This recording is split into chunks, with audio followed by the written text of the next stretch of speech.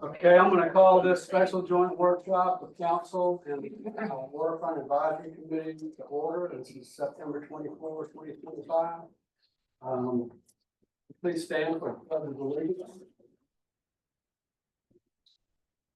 Allegiance to the flag of the United States of America, and to the republic which stands, nation, indivisible, with liberty and justice for all.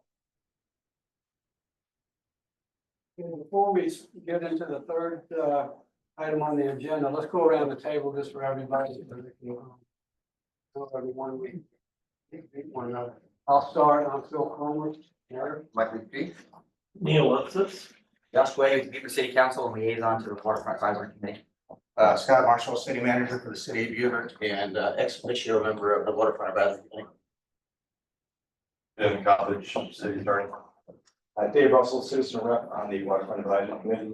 Mike Sutton, Vice Chair, Waterfront Advisory Committee. Joe Oliver, chairman, Waterfront Advisory. Okay, do we want to start in the back? Yeah. Linda. Yes, sir. I'm sorry. Just introduce yourself. City of Beaufort, downtown We operations. know who you are, but. Yeah, I'm sorry, I didn't know I had to introduce myself. All right, JJ Smith, deputy city manager. Ashley Brandon, Public Information Officer. I'm Carl, I go with the Beaufort Gazette. Duncan O'Quinn Marine Construction team member on the Waterfront Committee. JW Weatherford, O'Quinn Marine Construction. Raul Dominguez, CIP Director for City of Beaver. Bill Barnum, McSweeney Engineers. Chris Mack, Director of Resiliency Coastal Solutions for JMT, and we're a member of the McSweeney Engineering team. Thank you, Brady. Appreciate that. Tracy. Tracy Goldner, city clerk. Okay, item number 3 is engineer's presentation and roundtable discussion. So Bill, do you want to lead us off? Sure. Good morning, everyone. There's coffee and donuts. If you don't eat the donuts, I'm gonna have to take them home to my kids and they don't need that much sugar. I'm gonna speak very briefly and then I'm gonna turn it over to Chris this morning. I just kind of want to recap where we're at, how we got here, what the purpose of this meeting is. So Chris put together a long presentation. I think it's about 53 slides. I don't see where we're going to be able to get through those today. I would encourage you to take a look through that document, even if we don't get through all the slides, because Chris has got a lot of really good information on there about coastal resilience, about some of the options that we're going to discuss. We'll refer to this. After my little spiel here, I'm going to turn it over to Chris, and he's going to speak a little more in depth. During my presentation last time, I alluded to our water level analysis and how that was going to play a role into our development of alternatives and how deeply we want to go into these alternatives.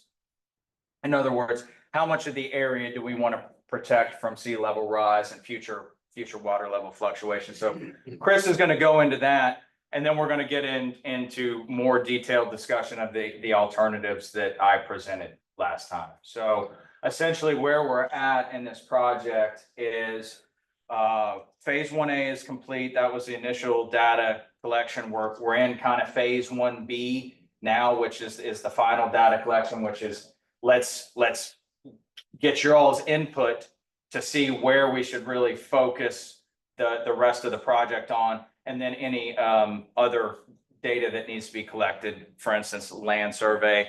And so from here, we'll go into the alternatives analysis, where we'll start to look at various water levels and the various options, what your all's vision is for downtown. And I wanted to take some time. Last time we discussed here, I believe there was about 8 alternatives that I had of everything ranging from replace it all with a floating dock to fill it all in with a sheet pile bulkhead. What we would like to do, because it takes a lot of time and money to really thoroughly analyze these alternatives, is really refine that down to maybe the 3 or 4 or 5 most advantageous alternatives that the Waterfront Committee sees, that the city sees, that then we will develop further with renderings or what have you, and then have that as a tool to then engage engage the public and then select a preferred design and move on to the later phases. So, so that's kind of what we had hoped to accomplish today is actually some decision making in this room as to, okay, what do we want to focus on going forward? And that's really the point, the part where we are in this project, where now we need your input before we can advance the project any further. So Chris, if you want to take your presentation up to kind of the alternatives, and we'll go from there. Yes, sir. Then just one question, and this is kind of just stemming from our previous conversation. Was there any clarification regarding the critical line where it is? There was, yes, and so we got I'm not gonna call it vague, but they know how to phrase their words at DHEC, right? So essentially, the precedent has been set that the critical line is at the face of the relieving platform, okay? Because it is a pile supported structure. It's not all the way back at the seawall. What that would have done would mean that essentially everything out there now would be considered non-jurisdictional wetlands or otherwise. Have been significantly easier on the permit process. I forget the specific wording that DHEC came back with, but the classification of the actual wetland underneath the relieving platform is like a non-beneficial wetland or the public can't access it, right? Is essentially what it comes down to. Is it's inaccessible to the public, and therefore it is a resource that can't be used by the public. And so without coming right out and saying it, what it made it sound like to me is that it's not critical as of a critical wetland, and so there's potential that the regulatory burden would be lessened in that area. But that's the best answer we're going to get out of them without going through a formal pre-application meeting, which we will do. Part of what we'll do during the alternatives analysis, let's say we pick 4. We'll have an interagency pre-application meeting and discuss and go through and look at what are the regulatory implications, because that's a huge part of the decision-making process, right? You've got cost, time, your regulatory constraints, and all that are big, huge factors when you're looking at the big picture of the alternatives. So we'll hopefully be able, at some point we'll get the official answer, but it won't be until we actually start submitting official documents that kind of force them to respond in an official capacity. One question. We have an overhead here, and I think it'd probably be helpful and it's really just rough justice, but really where terra firma ends and where the relieving platform starts. Sure. Is it at the top of the T? Sure. So this is actually a really good picture. This kind of shows what happens here. The point here, all the way along the marina from there to there, that's all seawall. Okay, that is all seawall. You cannot swim up under there. At this point here, the seawall continues inland. And if you were to offset the outside of this, if you were to offset that 36 feet, it brings you about at the top of your E, right there, give or take, somewhere in the middle of your E. The seawall runs all the way that way behind, 36 feet behind the face of the relieving platform. So all of this is supported by those 570 piles that are failing. So that's the way that it was constructed, and the reason that the critical line was set incorrectly in 2015 when we did the day dock is because it all looked the same. It was all designed with that same aesthetic, so it looked seamless from the seawall at the marina all the way around because that fascia panel. Unfortunately, it's that fascia panel that comes down so low that makes access up under there for maintenance and repair nearly impossible. I mean, it makes inspection extremely difficult. Getting manpower under there to actually do a meaningful repair it's doable, but cost prohibitive, to say the least. When you did the inspection of the actual seawall under behind the relieving platform, there was no buckling or anything, was there? Not that we have ever found, but due to the shoaling that you have up underneath the relieving platform, just the amount of sediment that has accreted there over the last, it's gotten really bad over about the past 12 years. Very little of the seawall is actually exposed. You have very little access. In fact, a lot of it is just the concrete cap. So when I swim back up under there and it's all dark and scary and stuff, I count the piles till I get to the back, and then I can feel the seawall, but it's normally just a very small portion of the seawall that's exposed. You can actually follow that wall along until you hit the next set of piles over and work your way back out. I know you got a presentation to give. I have one question that didn't answer last time. The face sheathing extends beyond lower than the relieving concrete base of the relieving platform? Is it hollow behind it? The fascia panel? Right. You mean, well, so all the fascia panel does is it just comes down in the front. If you imagine most piers that you look at, if you look at the end of the pier, you can see the piling, and then you can see the pile cap that all the piling are connected to, and then the deck is above the pile cap. What that fascia panel does is it just comes down in the front to cover all that. I understand. So the question relates to the fact you told us we had 6 feet of soil on top of the relieving platform. Oh, yes. All right. And then you said that the cap of sea level height is 6 feet mean sea level. Mhm. All right. That tells me they built the relieving platform itself at 0 at low tide, or they diked it and pumped it out. It's pretty darn close to that, yeah. So what I'm getting at is how far would the platform fall if it fell today? Because I don't know how deep the water is under the platform. If the low tide is at the same height as the platform. So on this corner over here, you got about 20 feet between the bottom of that fascia panel and That's the deep end. and the channel bottom. That's the deep end. Over here, maybe 17, 18 feet. In the middle, I can't get my body up under there. I'm like laying down. So I knew it was shallow. I knew it was deep on this end, and at low tide, you can walk along that front of that wall. Okay, thank you. So the bottom of that fascia panel is right at basically mean low water. So on spring tides, when the tide goes negative, is the only time you can see up under there. And then for a very short time, you got a couple of inches that you can actually see up in there. So, any other questions? Chris, there's one from the back. Yeah, so you're saying the relieving platform is 36 feet? 36 feet deep from the fascia panel back, yes. Al's article this past week, it was found it was 66 feet. And I've always heard it was just the width of the walkway. No, it's slightly, that's according to the plans, it's 36. It's 36 feet from the fascia panel. And the integrity of the real retaining. You don't have any idea about.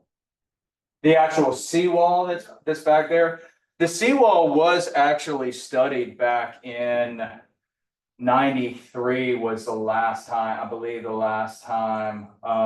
that there was a formal inspection done. And then I know again, Raul, you sent me some pictures from early 2000s, I believe, when we were doing when we were involved in the Waterfront project with another company, Dave McSweeney, our CEO, and he took a bunch of pictures of the tie assembly over in the marine. So they've been evaluated, but they're all buried members. So you have to do a lot of digging up of the park to get to it.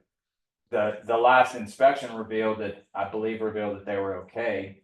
But again, the biggest issue that we've had with the seawall, and it's been a thorn in the city side, is along through here. There's been a lot of sinkholes over the years, and that's because concrete sheet pile has a real sloppy tongue and groove connection. It's not real tight like steel sheet pile is, and so in almost all cases you get material that will bypass between the joints and the sheet pile. Now, I don't know if that has subsided in the past 10 years, but I also noticed that we've got some pretty significant shoaling along the marina as well. So I would expect that as the shoaling increases there, that maybe the sinkholes up at the top would be. My understanding is that some of the cement that was used for the pilings was somewhat substandard. And is the seawall the same material that was used to construct that? Is that kind of substandard also, or? So my guess is that all the concrete came out of the same casting, Mr. Chambers casting facility, wherever that was. We did pinpoint to the piles, to the best of our analysis that we have done, that it's a durability issue. It was a quality control issue with the piling. The piling weren't the only precast elements out there. The pile caps were also precast. Those fascia panels are also precast. There's a lot of precast elements out there, and then there's a lot of cast in place elements out there. The only place we've noticed that extreme lack of durability issue is with the piling.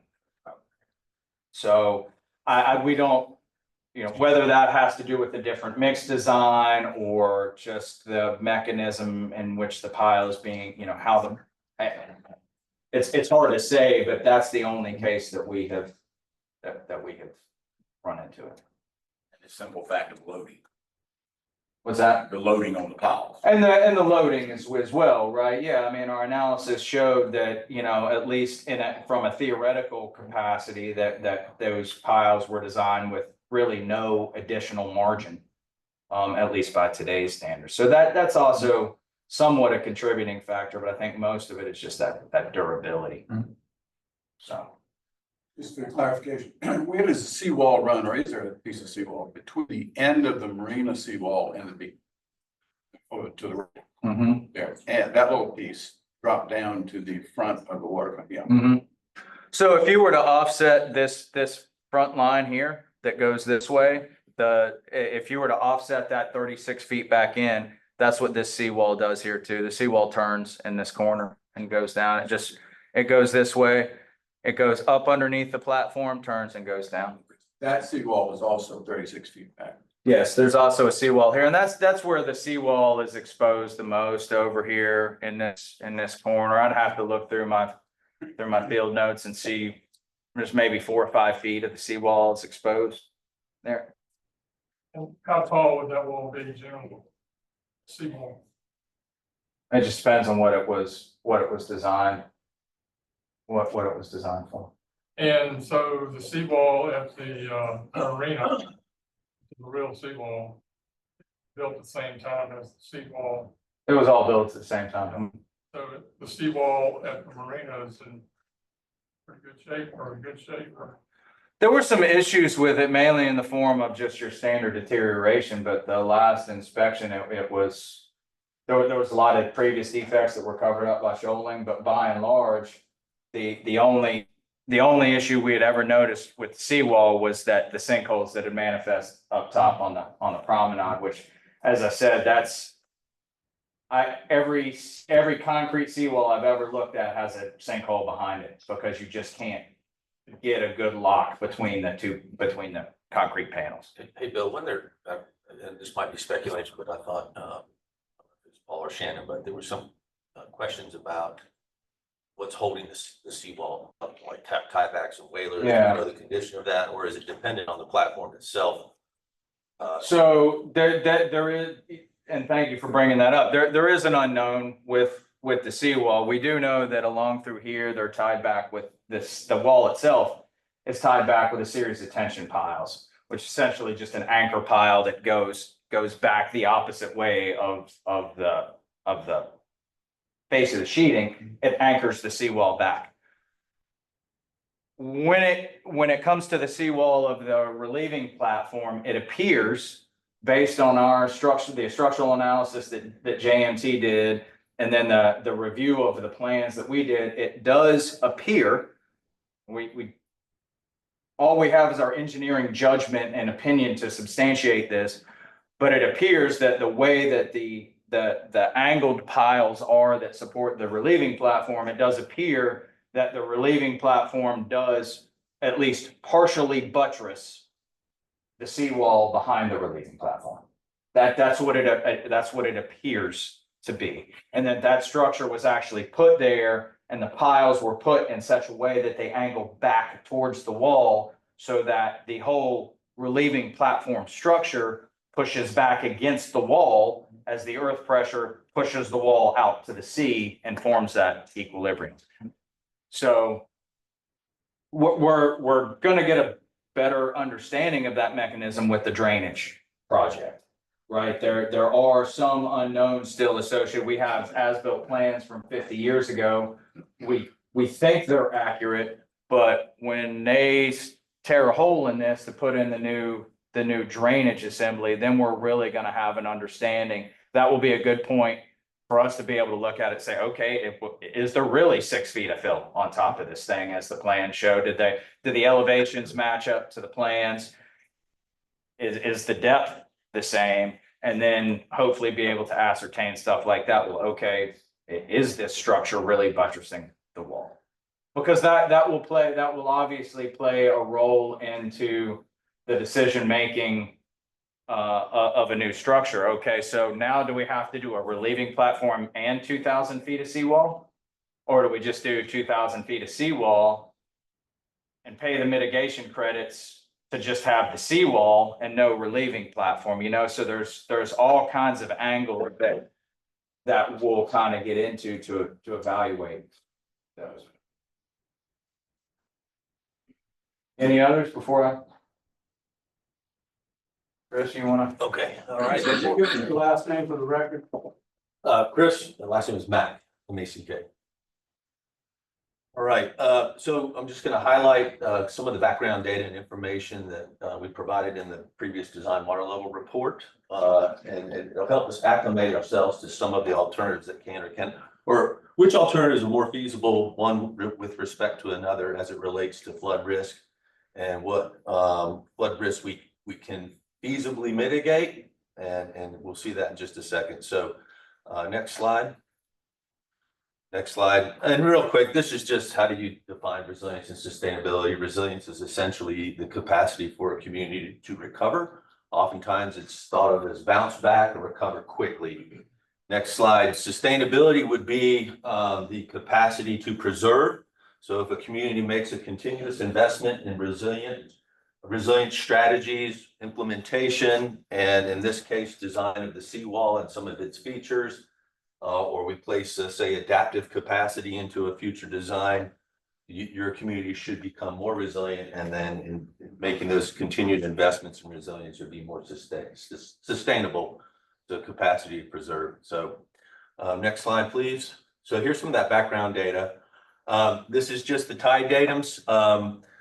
Just for consistency, when we put all the state information together, we wanted to reference to the North American vertical datum of 1988 versus sea level rise, as was mentioned a minute ago. And you'll see that'll help us figure out when we talk about the current elevation of the seawall, which is actually approximately 6 feet. NAVD88, not necessarily mean sea level, but as you see here, mean sea level is pretty close to NAVD88. NAVD88 is a terrestrial datum, and all these other ones are tide datum. So, and just kind of gives us a feel for what we might see on a regular basis. So if the if the outward edge of the platform is currently around 6 feet plus or minus a tenth or two, depending on which end of the platform you're on, typically we'll see water coming up to within 2 feet below that, except for spring tides. But anyway, this is just tide datum, and this would play into any of the designs related to spring tide flooding and mitigation of spring tide. So when we're picking a future elevation or a seawall or any type of alternative where we think we're going to mitigate and address flooding, the tide datums play a key factor in that. So next slide. And then this is just speaking of spring tides and storms. This is a synopsis from, I believe it was South Carolina Sea Grant did a vulnerability assessment a few years back and kind of did a desktop GIS analysis and characterized some of the past flooding, but more recent flooding events. And what was interesting to us when we started looking at this data is certainly we would expect the flooding and flood levels that we saw with Hurricane Matthew and Ida, where it put maybe a foot or two above the platform. But look at the number of these events, all spring tides. And so, so we asked ourselves, well, what's going to happen into the future? If sea level rise continues on its current trajectory, these types of events we would expect to become more frequent as a particular strategy goes. So again, just something to think about as you look for your different mitigation strategies. Next slide. And speaking of sea level rise, I would say almost every project in particular capital improvement project, whether it's stormwater drainage, a waterfront project, you're going to have to address sea level rise and make a determination on what sea level rise projections. Some communities will have will conduct a sea level rise analysis and pick whether it's for stormwater, whether it's for infrastructure, we'll pick different sea level rise projections. So for example, if you have an asset that you have a high risk tolerance for, you can allow some occasional flooding. You might use a lower sea level rise projection, say half foot or foot into the future, depending on what your design horizons are, whether we're looking 25 feet or 25 years in the future, 50, 100.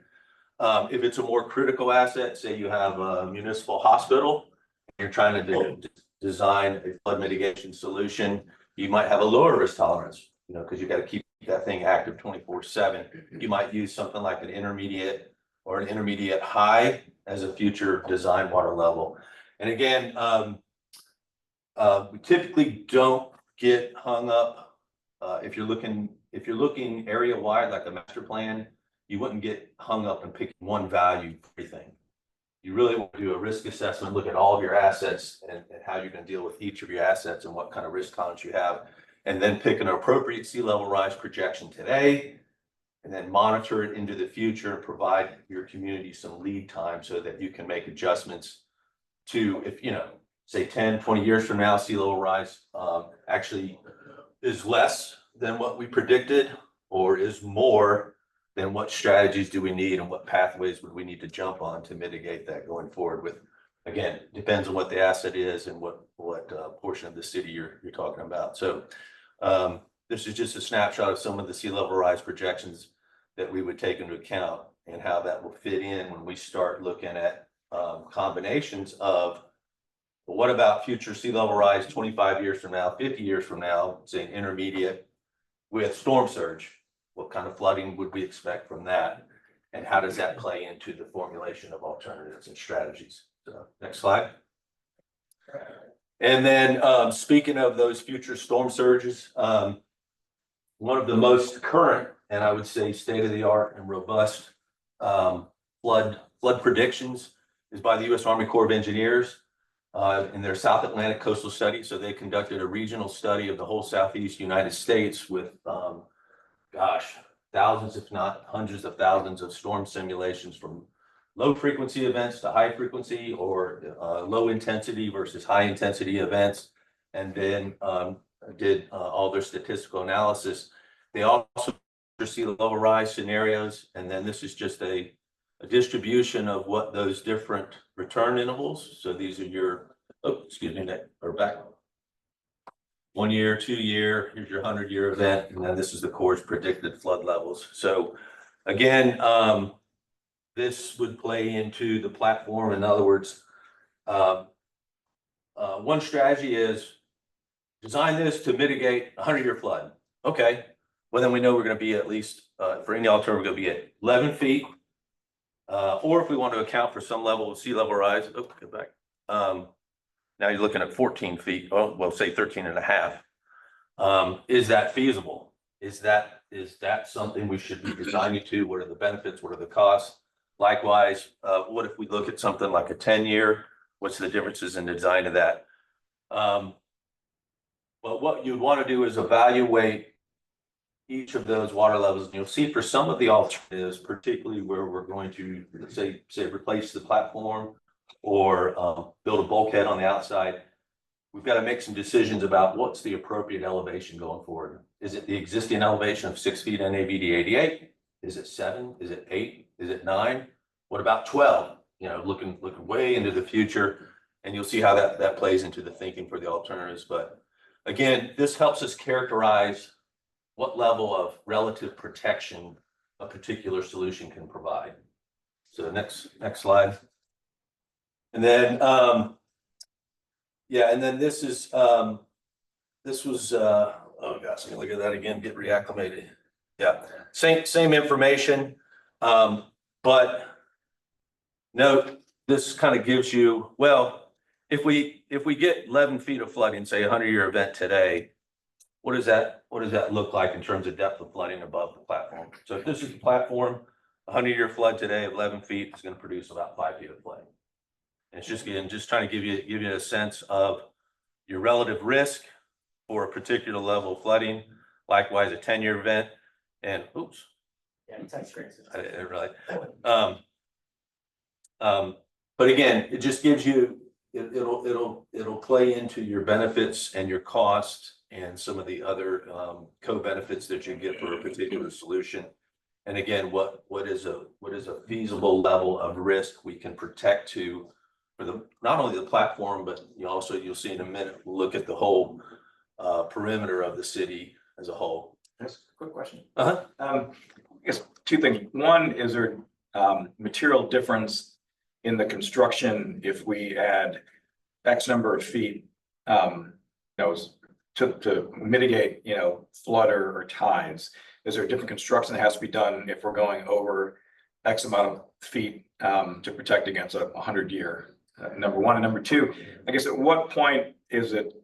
There's got to be some point where it's going to be inundated from elsewhere around this wall. So there's got to be some diminishing returns at some point. You're setting the stage for this next slide.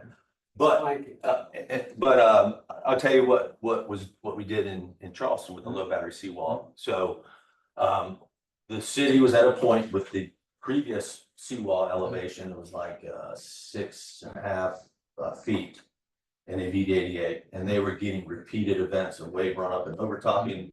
The Hurricane Matthews and Irma's completely inundated it.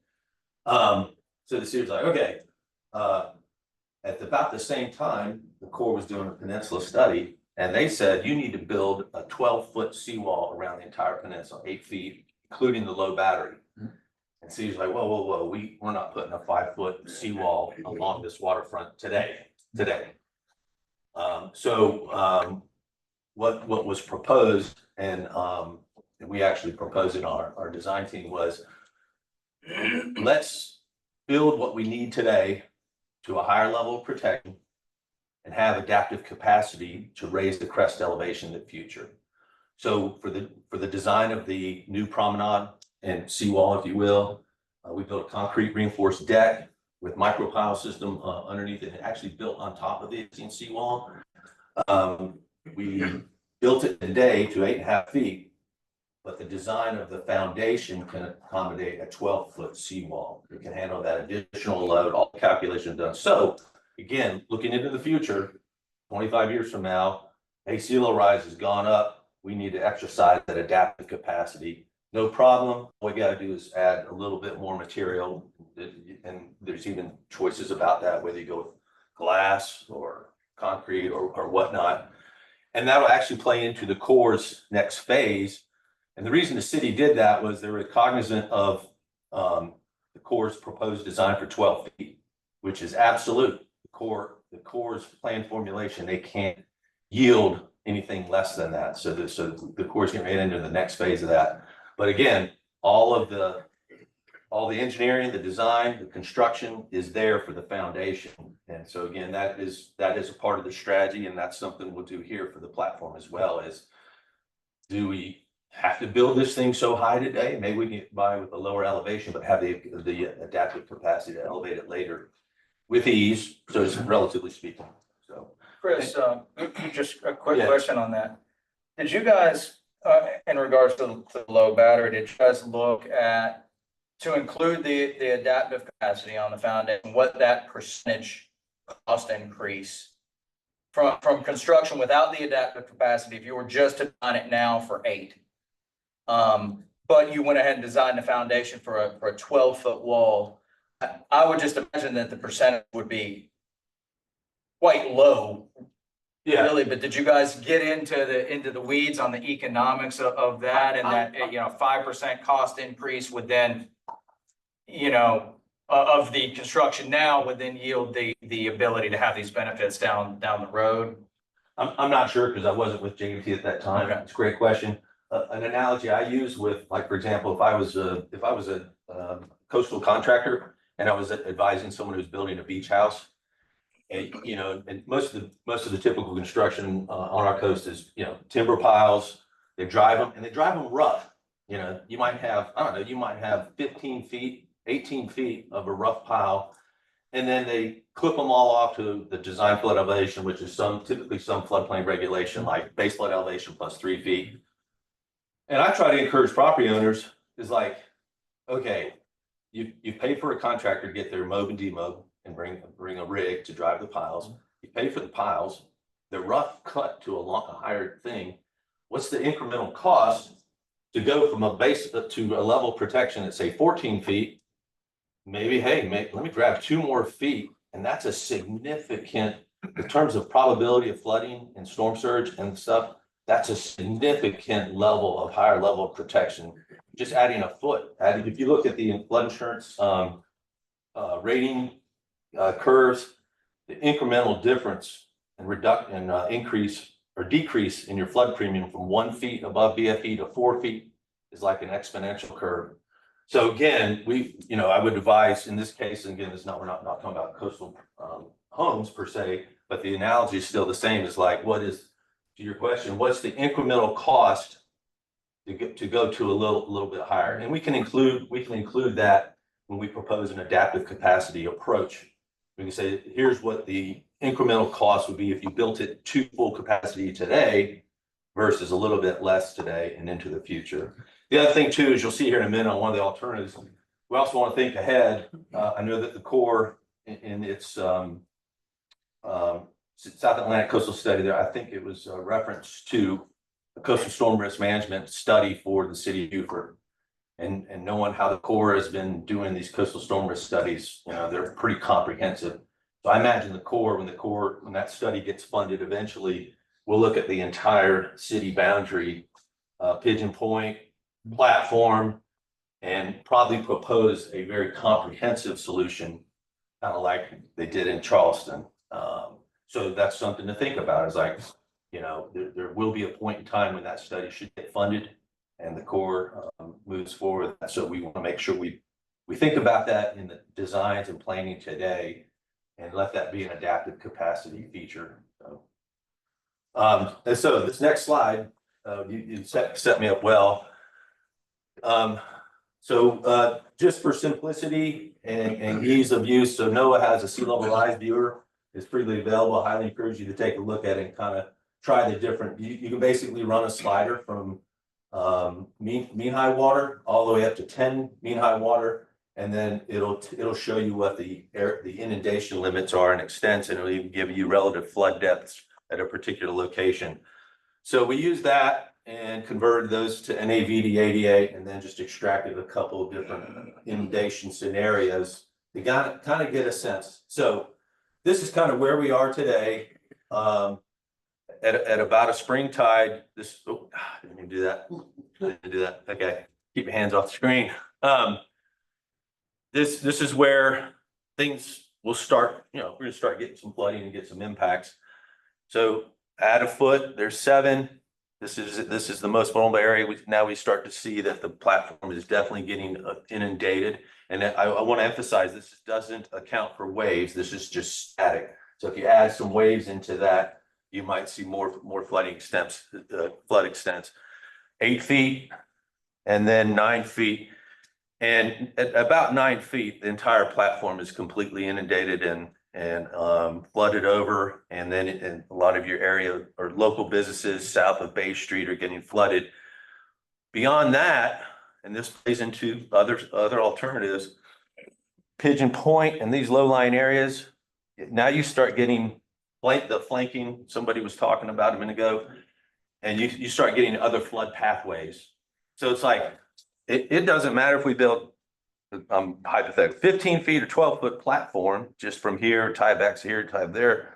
At some point, we're gonna lose the fight to, being flanked and the floodwaters coming. So, what do you do about that? Oh, well, it's easy. Just raise the Bay Street right here.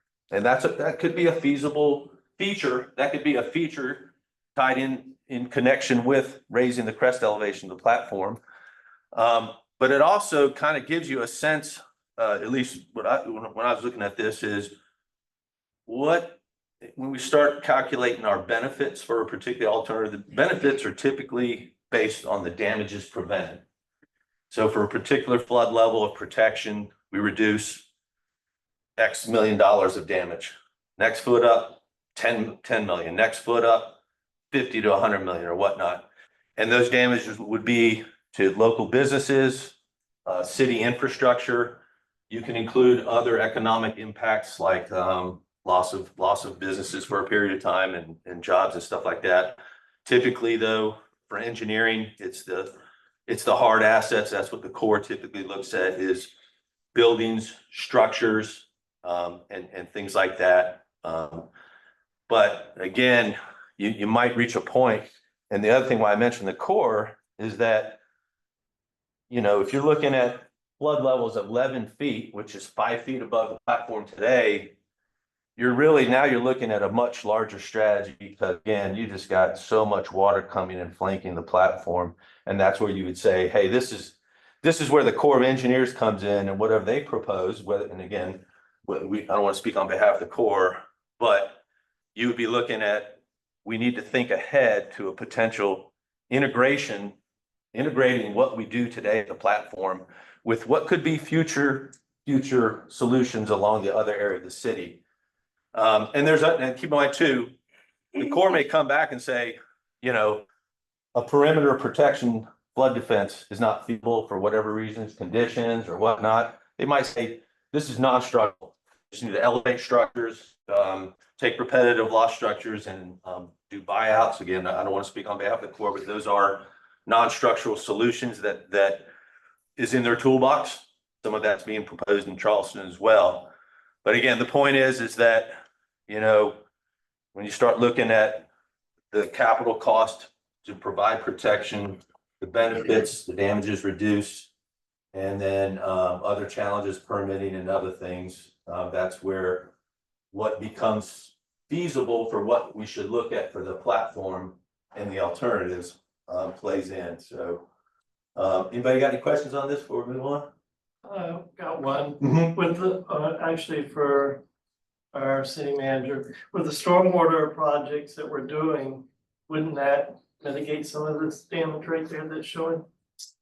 Well, I'm gonna yield to the deputy city Okay. manager, if I get any of this wrong, but he's Okay. more familiar with the projects, but the projects downtown are to relieve the drainage in some of the neighborhood areas like Reagan, Charles, they were getting like a storm, for example. Okay, well, on the top part, on the bottom right, that's what I was wondering if any of that would be relieved by what we plan to do. I think when you get to that much inundation, no stormwater project really will solve your problem. Okay.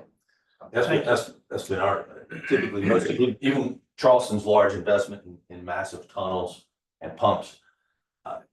Again, relatively speaking, at best, it can mitigate a 25-year flood event. Once you start talking about coastal storm surge, most stormwater drainage systems they're under capacity.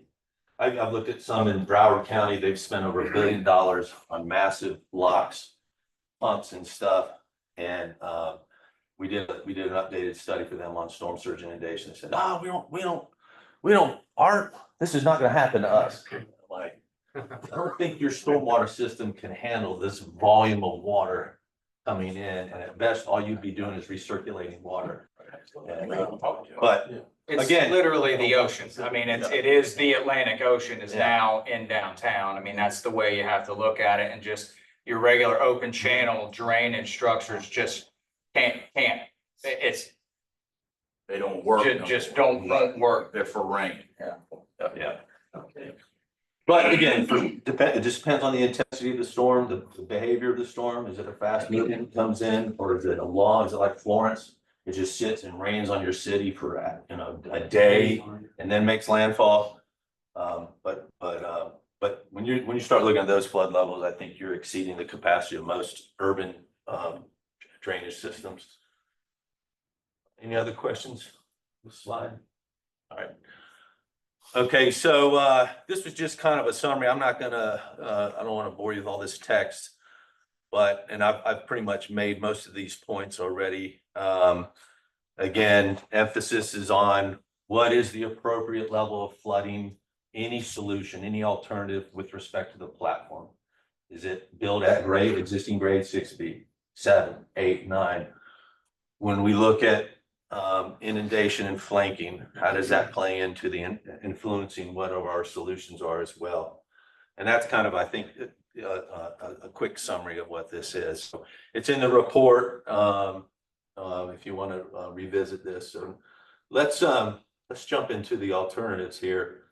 So this is a summary, just to recap, and Bill went over all this in great detail before. We did not have some of the graphics and images that we're getting ready to show you now. So the McSween engineering team, we got together in Charleston for an afternoon and just had an uninhibited brainstorming session, not a charrette.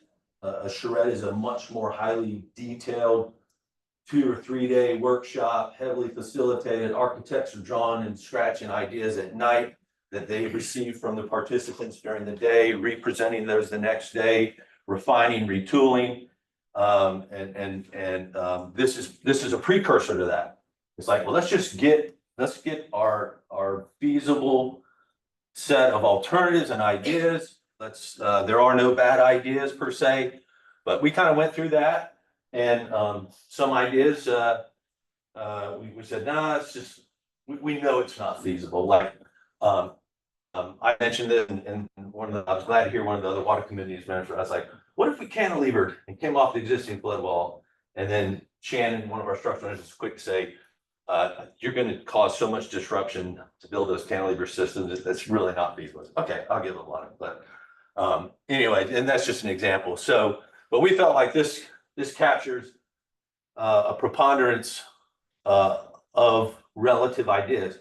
Keep in mind too, for any particular alternative, you can get very creative with not only the flood protection strategy, but the use of material. What is going to be the user's experience? How do we want to connect its use with the surrounding park and things like that? You get into the user experience as well versus just the functional. We definitely need to do something with this structure, either replace in kind or whatnot, or build on top of it. But what are the other uses? Do we have an opportunity here to create a unique waterfront experience in conjunction? And that's kind of what City of Charleston did with the low battery seawall. Is they raised the crest elevation, much higher level of protection. They added adaptive capacity, and they can go another 42 inches or 3.5 feet. And they created this beautiful promenade with parklets located along the way. And as the mayor said to us at a ceremony for that, he says, you engineers, and I'm paraphrasing, he says, y'all crack me up, to you, this is a seawall or a flood protection system. Because that's not what I tell my city. This is a beautiful promenade and waterfront experience. So he can sell an amenity, as he put it, to his constituents in the city, more so. And that's really been the case. Is it's created a wonderful experience that also provides a high level of flood protection and mitigation. So anyway, and that's what will eventually come out of this as alternatives are more thoroughly flushed out. But again, this is the front end. We're on the front end of just ideas, and so this is what we did. So next slide. Do nothing. Bill's already alluded to the current condition. We did a structural assessment. The platform is closed now due to the it's a public health and safety hazard. And again, you do nothing, are the conditions going to improve or the pile is going to get stronger? No. It's just going to get worse. The deterioration will continue. It'll get more unsafe than it is right now. So that's the do nothing. And you got to have a do nothing because that becomes your planning and economic baseline. In other words, if we do nothing, here's here's the current damages that could happen to businesses in the area and flooding that occurred. Essentially no flood protection, no change in flood protection per se.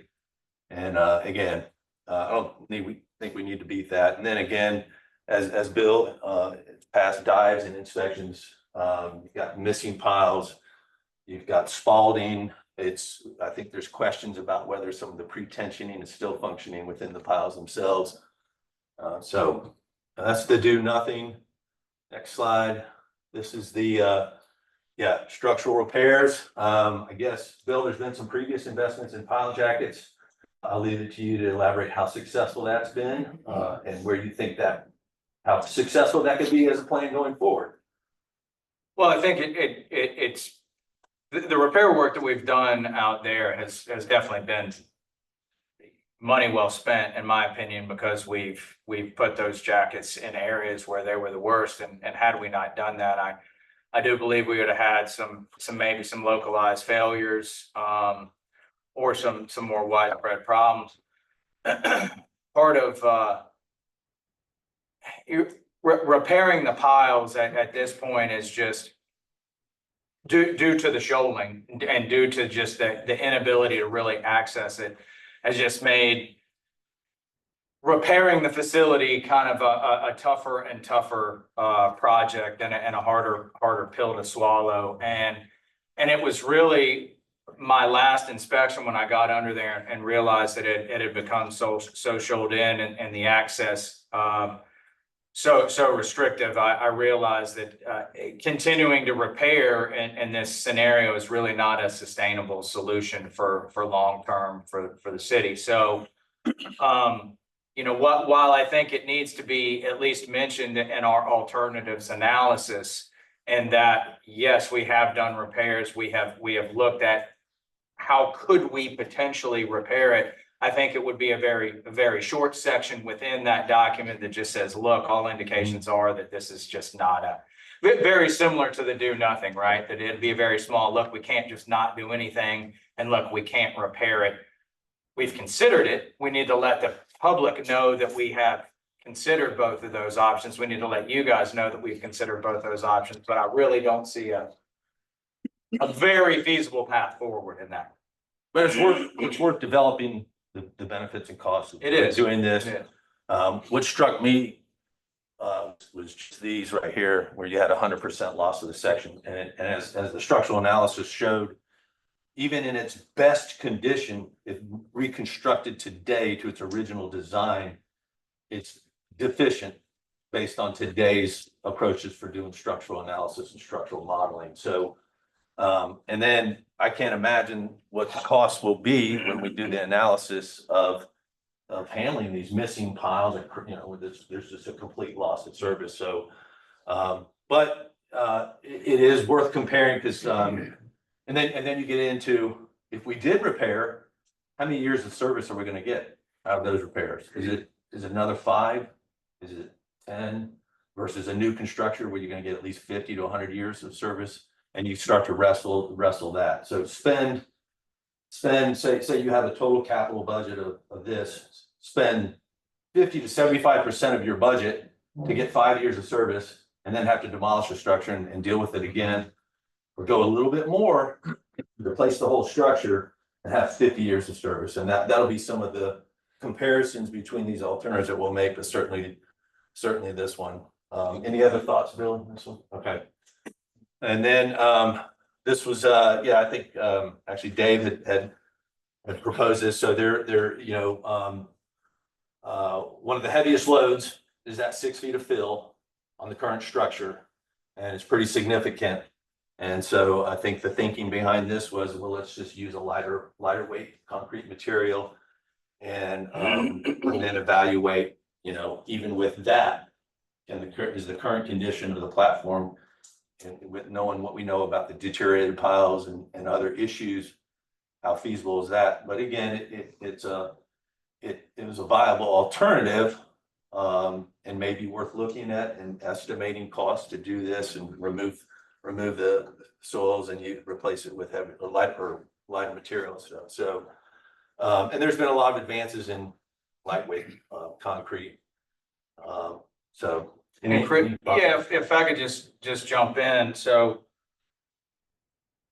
Yeah, in this scenario, right, you remove the backfill, you take off a lot of that dead weight, then we'd have to go back and analyze the piles, and then we'd have to figure out, okay, well, we're still gonna be limited by the life, what's remaining in the life of the piles, and even if we did do some repair scheme that maybe extended that pile life a couple of years down the road, you know, I mean, I think everybody in the room can kind of see where this is going, like, is that really a solution?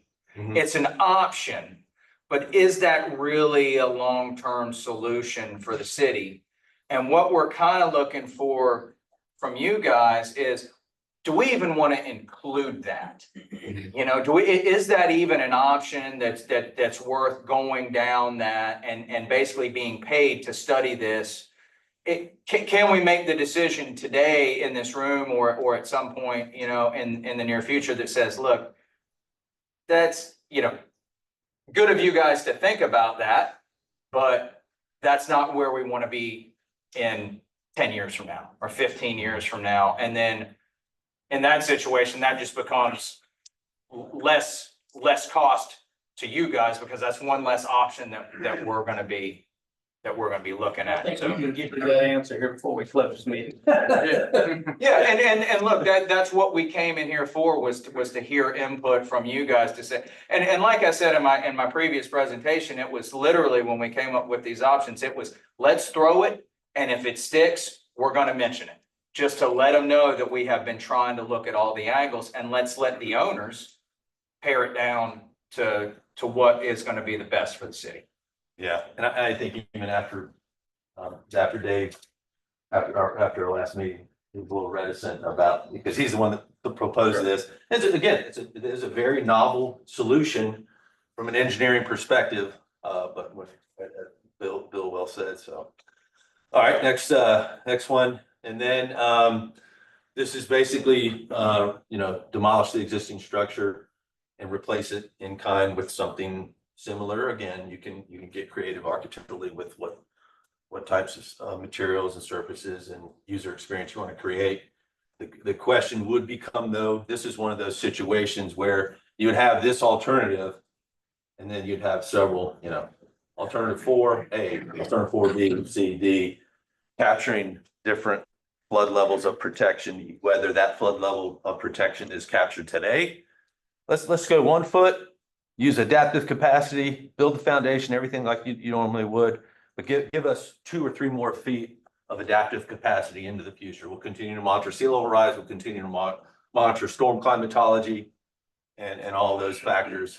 And that's pretty straightforward, but we will look at, you know, how do the benefits vary with each level of flood protection and mitigation? How do the costs vary?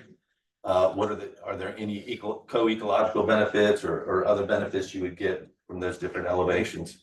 And then also I'll say this, the higher you go up, obviously you got to start thinking about the existing park and transitions. You may have to think about interior drainage and how you're going to accommodate that. So, you know, at 6 feet, interior drainage may not be an issue because it'd be whatever you're dealing with today and whatever improvements you got coming. But 9 feet, then we might have to start thinking about interior drainage. And so that could be another cost factor. But again, another cost for a higher level of protection, higher and more damage is reduced. And we'll have all that data in tables and graphs where you can quickly see, yeah, it is worth the investment to build to 8 feet and have a capacity to go 2 or 3 or 1 or 2 more 3 feet higher. But So is it, in this scenario, if you're gonna build up X number of feet, where the white lines go, is that the width you would envision, or is it basically just, you could go up further, could the swings be 1, 2, or you go narrower? Well, the narrow one is coming up. I think it's the next slide, actually. Next, yeah, this is that. And again, and this is the same thing. You could look at, do we need the full, is it 36 feet? Maybe. We need to talk about that component of the reason the park was designed the way it is, but people who weren't here for the last meeting. Yeah. To understand what that means. Yeah. Okay, so in other words, we have a relief platform. Well, the question was why? Yeah. Most people know why we have it. I think the community at the time the park was built had a very strong voice of why they want a relieving platform. Right now, if we don't want a relieving platform, what's the ramifications of that? We need to talk about that. Yeah, in other words, just remove it and then let's reestablish the water line or waterfront back here. Yeah, that was one of the discussions, but it really it's about why did they do a relieving platform? Is that still a need, a community need today? And will that be a consideration for future repairs or design?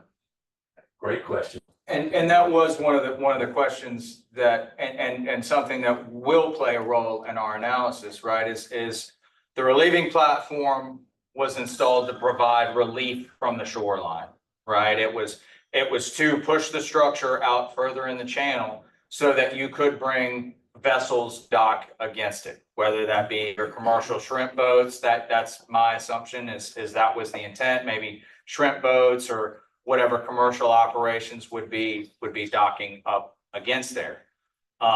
It was later used by the cruise ships, and it certainly was not designed with that type of loading in mind to breast those larger cruise ships. You can tell that just because the mooring fittings, just the hardware, the cleats are just way undersized for what would normally be required for a ship of that size. And so one of the things that will absolutely play into this analysis is cruise ships, the larger vessels. What is the vision of the city moving forward?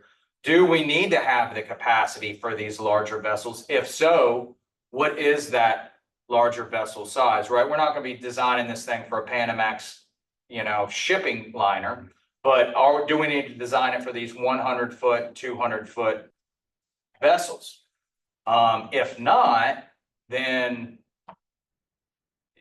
that factors into the alternatives, right? We don't have to build as stout of a structure necessarily, but then you guys have to know that, hey, it can't be used in that capacity. It's not a commercial shipping berth. This is a park.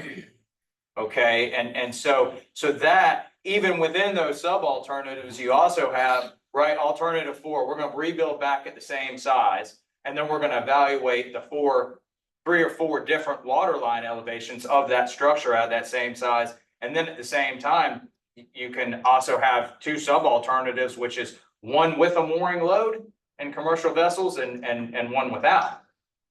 And if you bring in the whole vessel thing back into it, right now they're supplying those vessels with shore power is like an extension cord and a garden hose for the utility. So that would bring into another thing is like, if we want the cruise ships back, do we want to also include, hey, let's put some pump out, let's do some actual power, let's do real mooring hardware?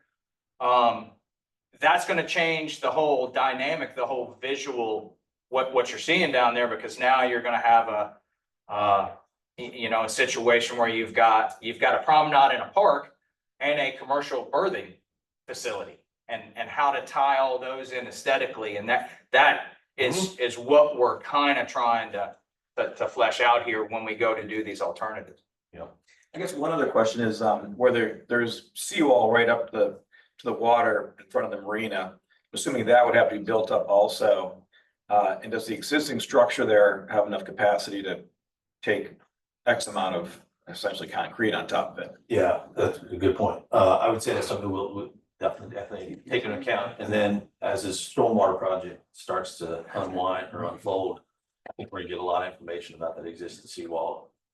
We're talking about earlier, we're talking about what is holding that seawall in place. Is it tiebacks and whalers? Or is it the relieving platform itself with those batter piles that Bill was talking about? So yeah, that's a good question. And not only that, and if I could just add to that, I'm sorry to jump in with that. And if you saw Chris's pictures of the inundation, where you can see when the platform becomes inundated, what else is inundated? All of the parking lot, the entirety of the parking lot. So I think that necessarily in the evaluation of all our alternatives and the water level, you're not just looking at our structure. I mean, we have to look at the park as a whole, really, and then determine, okay, well, can we, what can we do all the way up to Bay Street? let's say. So we have to be able to capture, well, okay, that's all well and good that we're gonna build this thing up with all this adaptive capacity. Well, that's not gonna do you any good if you can't park to the park and go get there. Yeah. So we also have to capture that cost as a capital improvement, right? Like, okay, we're gonna build this to 9, but we can't have the parking lot still be at 5.5. So how many more millions of dollars are going to have to bring all that infrastructure up to provide that benefit of bringing the platform up to that elevation? So that will all kind of be encompassed in the analysis with the flood data that Chris is. Yeah, and to your question, additionally, is where do you want to hold the line on that flood mitigation? Is it at the current seawall, or is it on the outer edge of the platform? If we're going to retain the platform's footprint, and again, you can look at those two subvariants. And I guess ADA compliance also has to be factored in. Oh, yeah. Next slide. Then again, this is just, I'm borrowing from low battery seawall project just to say, this would be a scenario where we've talked about as cost savings, is that can we build on top of the existing platform, raise it up a couple of feet?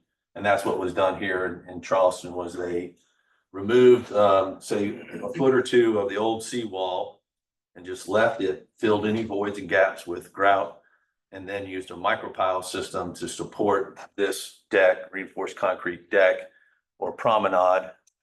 And then you'll see a portion of the flood crest elevation is captured from the bollards and that wall, small wall the bollards sit on. So that's another option is, instead of spending the additional cost to raise the whole platform up that high, factoring in other factors to aesthetics. And then here's your ADA compliance. We had to do ADA along the whole thing.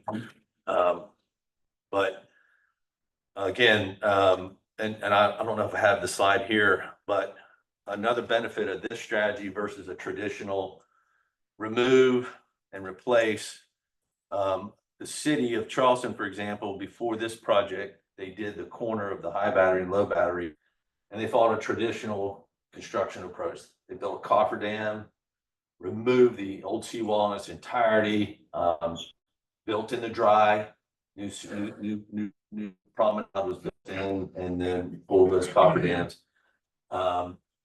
When we compared the construction timeframe, this approach was tenfold faster on a per linear foot basis, and it was half the cost. I think a per linear foot of a traditional method was like 25,000 per linear foot, and this was like 12.5.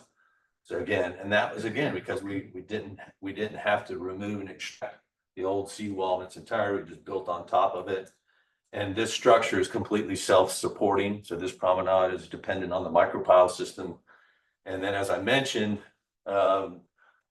I've got a photo of it later on the slide deck. I can show you there's different strategies for if you do need to exercise that additional capacity. Whoops, I didn't mean to do that. People experiment with different flood panels that you could put in between those current bollards. So, and then not only that, you just want to look for opportunities for user experience. Here are these parklets. I forgot how many in total we have, but just creating unique opportunities for the visitors, the tourists, the residents, to enjoy this beautiful waterfront, and again, provide that level of flood protection. So hardscape, we also had to, there was quite a bit of stormwater that was done, new tidal gates, some of the hardscape as well. I think there was a rain garden that was put in on one of these areas as well. So, so that's, yeah, replace and backfill. And then the next slide. This is. So we actually repurposed a lot of this riprap is old ballast stone from ships. And so it was, and that was actually another benefit of building on the existing footprint is it eliminated the permitting challenges that we would have had otherwise to maintain the existing footprint. But yeah, all this old ballast stone was repurposed. It was removed, temporarily removed. Those fascia panels were shotcreted. And then they restored the stone. So and that helps with the wave action too. It prevents scour. Yeah, Scour. Yep. And then, this is where we got, I think we for mostly engineers, in the room, got a little creative, but we're like, okay, now let's really step out here and then think about that waterfront experience. And other types of things you could do with that same space, the platform space per se. What about floating dock structures? And these are just different ideas from different municipalities in the United States. This is actually an entire floating island dock. These are wetland features. This structure is anchored and moored. But you can see access from these gangways to probably fixed piers. I'm sure the wetlands and there was a water quality element here as well as helping reduce pollutants and provide not only aesthetically an enjoyable experience for users being surrounded by this vegetation, but it also provides a lot of water quality benefits. And Where is it? that one, I believe this is Baltimore. And I can't remember which city that one was from. And that's actually a floating structure as well. We talk about different ideas. Is like, what if you just remove the platform and put an extended floating dock or set of floating docks? You could create different transitions to those docks. You could have a dock come out wide with some type of platform that folks can enjoy, go back, I mean, the sky's the limit for all the different designs and strategies you could do. And then for alternatives analysis, though, you only need relative, you don't need to narrow it down detail for detail, but you do need some relative sense of what is the basic alternative going to be. So this was one that we explored as well. And then the next one takes that to a higher level. This is what New York City, Lower Manhattan has been looking at, is a combination of fixed and floating structures, multi-use, multi-purpose, and again, much larger area of under consideration. And definitely, I think there's some cruise ships proposed in here as well. But again, depending on what your stakeholders are interested in for this waterfront, you can get into all kinds of different combinations. This is what's going on in Charleston right now with Union Pier. So this is existing. There's no longer cruise ships per se, but this is the most recent proposal by Ben Navarro and his development company, and just kind of interesting use of water, creating these canals to open up opportunities for kayakers, a complete natural landscape and park area on the existing platform or the existing pier, and then a lot of upland. This includes a lot of upland stuff too. But again, the point here is that you don't have to be limited to what you have right now. And you say, well, if we're going to spend X million dollars to do something, maybe we might think about other creative uses and purposes or experiences for the users for this waterfront. And there may be some ideas you haven't thought about yet that come to light in that as you, if you did decide, for example, to do a community charrette or something like that, you'd be surprised at some of the good ideas you're going to get. With a floating dock, are the redundancies built in so that if we had another 1893 hurricane, it doesn't end up on Bay Street? Yeah, well, the selection of your pile heights, you can do that. You can also tether. You can use chains and tether them. But yeah, you can mitigate that. Okay. Obviously, if it gets too extreme, I don't know. Yeah. But I know for floating dock designs, the pile elevation, and again, that gets back to that point I was making, is like, I'm already paying for a contractor to mobilize, bring a rig to drive these piles. What's the additional cost to add 5 more feet and get a much higher level of protection, to your point? Would it be possible to have like a little pier going out from our current waterfront park for cruise ships where they don't come right up to it? And we have it where they just walk a very short gangway, and would that make better sense? I would put it on the table. I would recommend you put it on that would be like St. Kitts and some of those islands, that's kind of how they handle it, is they can't get cruise ships close enough because of the shallow area. So they built docks, and moorings offshore. Cruise ships dock there and then people walk on shore. Is that kind of what the bottom left is? Yeah. Yeah, we actually did, I think it was a project like that for St. Kitts, and they were, I forgot what the total distance was, but, it's a little bit of a hike, but I imagine it was built so wide that they had, probably golf carts or things to move You try and pedestrians. take a cruise ship most anywhere, that's what you're doing anyway. I mean, you're getting off, you're walking. Yeah, but I would include that in. So I want to see cruise ships remain here. I mean, that's really, very good for business and very good for the community, I think. I would think we would be limited by the proximity to the channel of the intercoastal waterway. You might. And not being able to encroach on that. Well, there's a much simpler method when we get in that discussion, which could hit those key points. You could look at different, I think, I don't have the map of the bathymetry and the distances of the river in front of me, but you can look at different orientations. Maybe it's not perpendicular to the shorefront, maybe it's angled. Obviously a berth like this, look how much space that takes up, but again, I'm not talking big cruise ships, so we're talking the smaller ones. yeah, I would say, keep it on the table and investigate it. If you do that, the design has to be so that it doesn't block the view down the river. That's one thing I've heard from the people in parks, especially when they had the double docking. The double docking, no, But just even except for simple, one cruise ship It is does all block about. the view, especially if you're going straight out.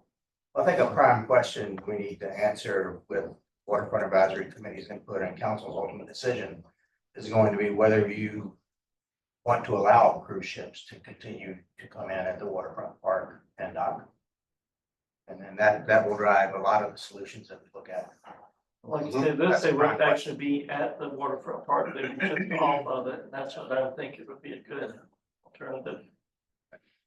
Yeah, it's good. So do we want to provide that experience? So I think that was the last slide for the alternatives. And again, we look forward to your input. This is just other stuff, design approaches, and then I had a lot more stuff on the low battery resilience and sustainability features of that.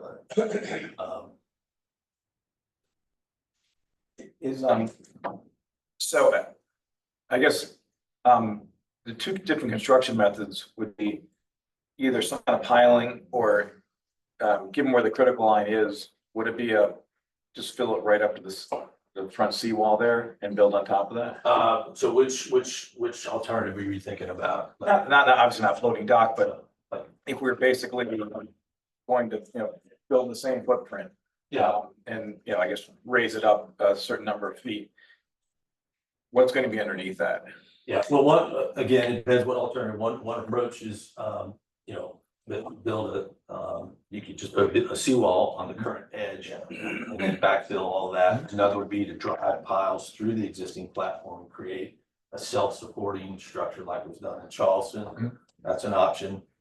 And again, we would look at both, evaluate the benefits, the cost, the permitting issues. I would look at both. Assuming both of those are preferred alternatives to look at and are viable from permitting and relative viability. Like the backfill or replace the backfill with lightweight concrete. I think that one's gonna fall by the wayside per se, but. Well, speaking of that, why don't we just, if it's okay with you guys, why don't we go back to that one slide that shows all the alternatives and let's just discuss them and see what's gonna still remain stuck to the wall after this meeting. Before you start that, I think Yes. there's at least 3 questions. Sure, I'm sorry. Related to Neil's suggestion, I think you got a question. First off, do we want boats, whether it's cruise ships, shrimp boats, or john boats tied to the seawall? That's the first question I have, because that's gonna have a big impact on what design people create. That's probably the number 1 question. I don't think it should be tied to the seawall, but if we can have something going out, is what I was saying. I understand, but there's ways to do that. But Chief, the first question I have fundamentally is, does the community want a shrimp boat? Let's just stay with that, a shrimp boat tied up to our seawall in the future.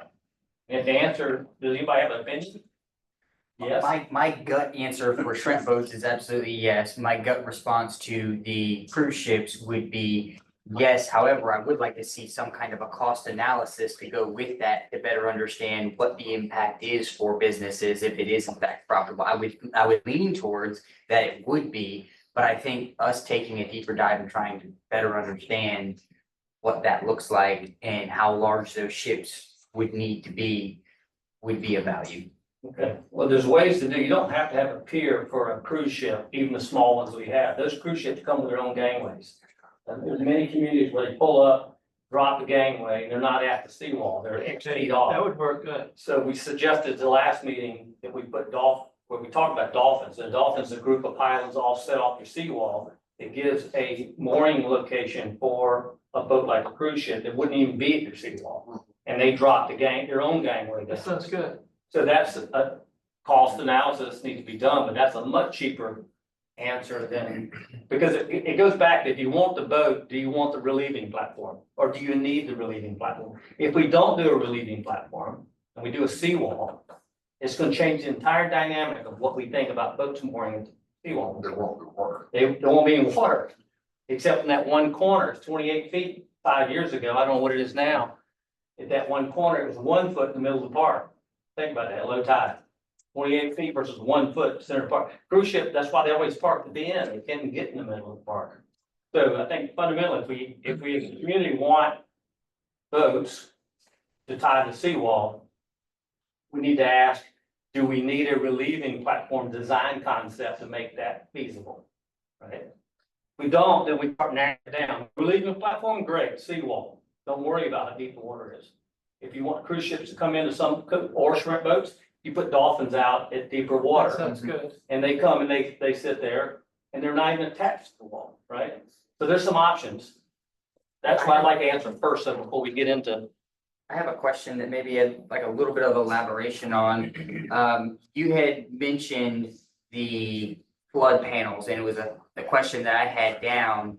But can you speak to the pros and cons of how we can build in that adaptive capacity, but not necessarily with more load, but say, flood panels or picture like, in my mind, it's like Legos, but Legos that would fit in between those, like where the chains are now and goes up 2 or 3 feet and it could be put up when you have a storm and then taken back down afterward. But it sounds like that was some kind of options that maybe they were looking at in Charleston, but what are the pros and cons of having a temporary adaptive capacity feature built in that can go up and come back down?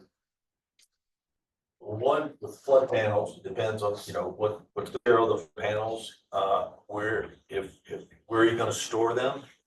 Who's gonna deploy them? What are the operational challenges you're gonna encounter during deployment? So for example, if a major hurricane is coming to Beaufort, the staff that are responsible for that, maybe they've got family challenges. I don't know, you get into those kinds of questions. There's even, I think this is probably too extreme for this site, but you can get into flood panels that are subgrade and hydraulically come up, some stuff like that in along the Potomac River in DC. Very, very expensive, probably well above here. Actually, if you scroll down in the slide deck, it's just because you brought up the panels. Keep going. Yeah, way down. Keep getting into go to the low battery slides. There was also a wave deflector that was built in there too. Keep going past these. Keep going. A little more, getting close. A little more. Sharing a second. Slow it down a little. You're getting ready to hit it. It's near the end here. Right there. Yeah. That's one architect's idea of how to bridge the adaptive, or how to bring that adaptive capacity in a fairly aesthetic solution. Instead of reinforced concrete totally blocking the view, maybe there's a form of high strength polymer glass. I will say it doesn't look as clear today. All the salt spray and stuff, this is when it was right after it was installed. This is a permanent flood panel, Okay. not removable like you're talking about. But again, if that's an option, the Corps is looking at that proportions of the seawall project. There are some sections where they're thinking about flood. The city actually doesn't want to build the full height of 12 feet. It says, can't we just build to like 9 and use a 3-foot flood panel for this section so it doesn't look so obtuse? That's the key question, though. We haven't the answer to the question about How high do we want to elevation. go? That- Right. And so the last meeting, we talked about what is Bay Street, and their slide showed us. 11. It shows 11 is the worst case scenario where it's actually done, right? Mhm. Because it comes, the other side comes in. I think 9. But nine is the optimum. It gives us some advantages, but we didn't know at the last meeting what Bay Street center line was until now. So we have that information. So if we said now that we'd agree 9 foot would be a target, then we can kind of backtrack and think about elevations of seawall with a split like this. And what's the benefit having an extra foot of rise at the edge of whatever we build? Right. If it's a fixed structure, so that, we get that benefit, but say it's 8 at the walking level, it's 9 at the seawall cap. Right, and then how does that translate into Bay Street? The back of Saltus, for example, the lower level is like 7, right? The waterfront now is at 6.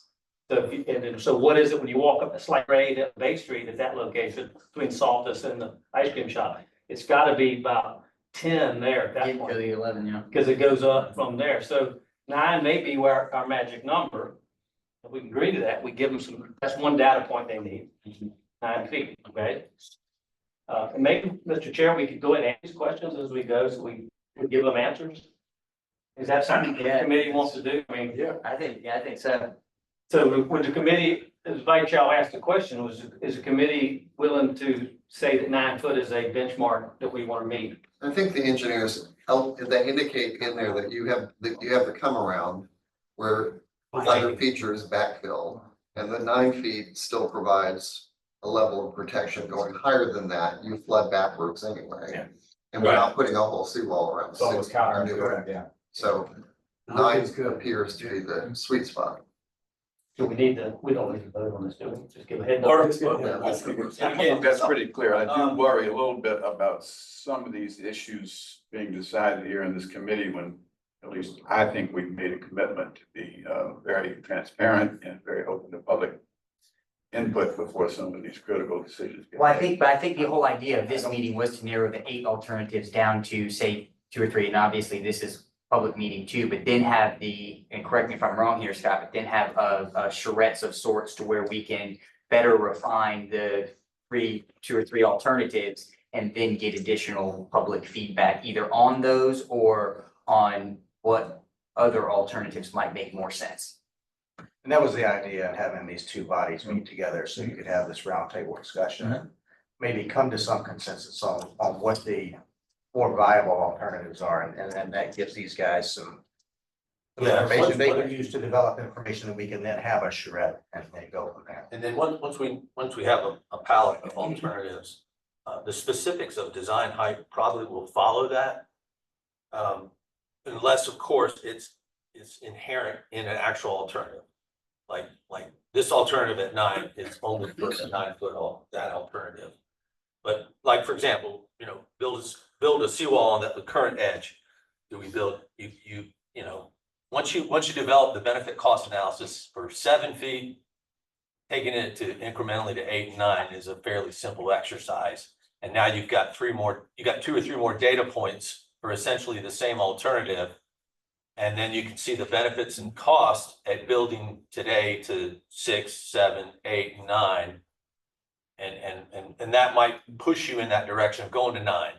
It's like once, it's a no-brainer. The numbers show that building to 9 for that particular alternative is the way to go from the get-go. One question, I think it's pretty obvious we're gonna need some grants to do any major project here.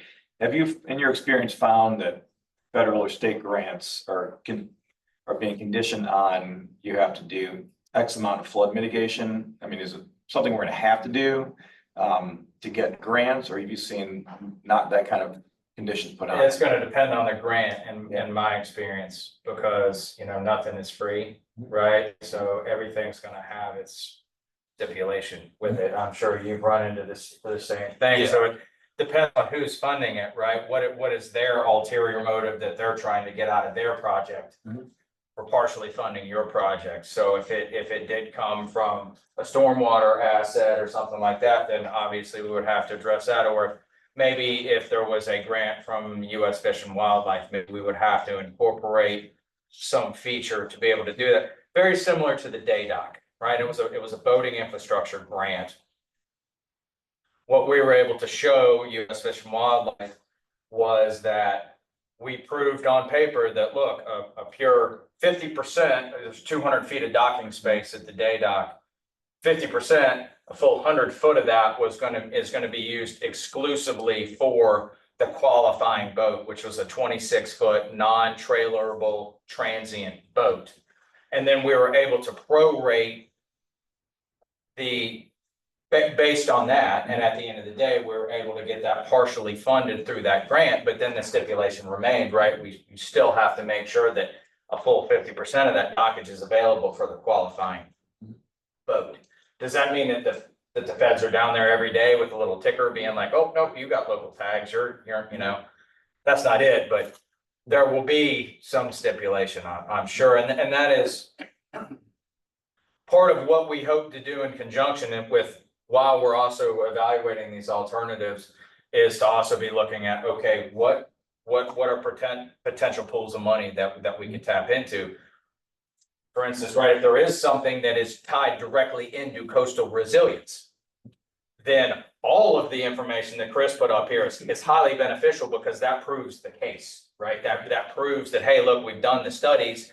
We're only gonna build to 8 today, but we're gonna prove on paper we got the capacity to go to 9. We're gonna get this economic benefit that extends well beyond the footprint of our structure. Therefore, that's why we qualify for this grant. That's Okay. Yeah, there's, FEMA, things have changed, with the new administration. I know the FEMA brick, building resilient infrastructure, or ceased to, that one, I think, has taken some hits from Doge. I don't think it's been abandoned entirely, but you got brick, you got the HMG annual hazard mitigation grants that the NFI or state South Carolina DNR NFIP office administers. I think they're still doing flood mitigation assistance grants. SCORE, you got to see where SCORE's funding is. Sometimes it's from the feds like HUD, other times it's from a mix of their state funds and theirs, and then well, you guys are going through that with the drainage project right now. That's a SCORE project that had some pretty stringent stipulations attached to it as well. So but it seems like a lot of the grants, whether they're federal, state, or nonprofit, have either a resilience component, which will take care of flood mitigation, and also some green infrastructure investments. Are there some some features of your solution that can enhance the environment and provide co-ecological benefits per se? So, for example, I don't know that it's feasible here or not, but like, again, in Charleston, the Corps looked at some sections where they could build a living shoreline segmented low sill breakwater structure that would mitigate waves, but also create opportunities for marsh and aquatic habitats behind those structures. And it's kind of a joint, does mitigate flooding, not entirely, but also provides these co-ecological benefits. So, and again, it depends on the grantor and their program, but that would be something. I'd say once you got the alternatives narrowed down, then you start looking at, okay, what's the grant aspect? And my only point was if you're not gonna get a grant unless you do flood or storm mitigation, then obviously we go right to we have to build it up. So in keeping with that last comment in regards to narrowing these alternatives down, just to let the board know where I'm at in my head. Before today's meeting, I was 4, 5, 6, and 8. Those were the alternatives that stuck out to me. With the potential that the critical line is at the face of the relieving platform, I would tend to favor 4, 6, and 8 here. Looking at keeping the same size And then 6 being the seawall backfill potentially with your flood panels or adaptive capacity. And then 8 kind of being that hybrid that allows you some flexibility to maybe change what the park looks like or offer some different amenities. Scott had brought up in the WAC meeting on September 2nd, the idea of removing the relieving platform altogether, and then you remove the long-term maintenance costs that come with it. And then you redesign the park to accommodate. And the idea made sense. I think that if the critical line is at the base though, and we don't have to, we could potentially have a less stringent regulatory process, then it may make sense to keep the footprint that we have and the square footage that we have, and then look at options from there. So just so, and that's in the vein of trying to narrow down these alternatives. So that's where I'm at. 4, 6, and 8. 4, 6, and 8.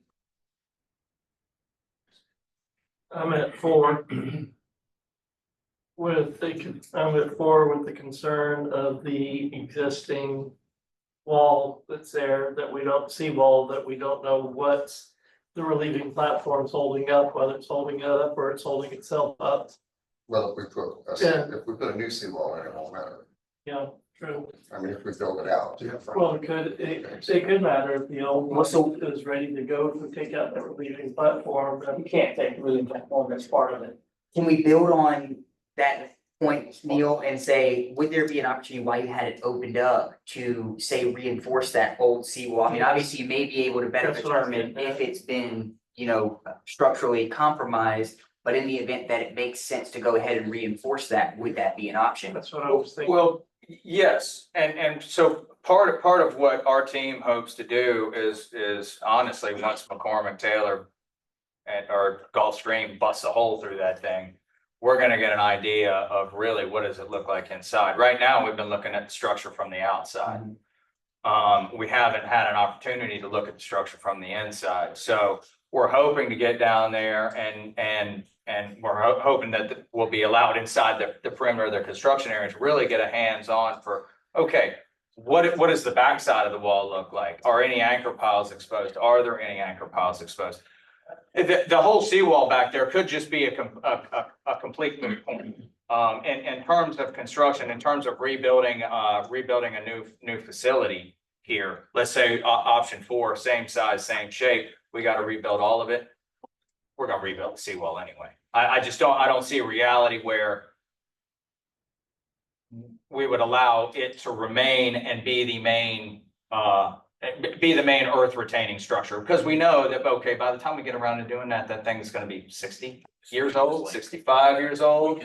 Well, you said there's sinkholes behind it. And you've already got some sinkholes behind it, so that would factor in to our analysis, like we probably wouldn't remove it, to be honest. We'd probably pound it in the ground or bust it up or build a new one in front of it or just build a new one behind it. Or something like that, just to kind of game the cost a little bit, but. Build one in front of it, I would think, that would reinforce it, and with the relieving platform to, buttress up against it. And the same goes for the same goes for wherever the critical line is, and then filling that in, right? That's a huge unknown that we just, okay, well, are we gonna be able to fill that in?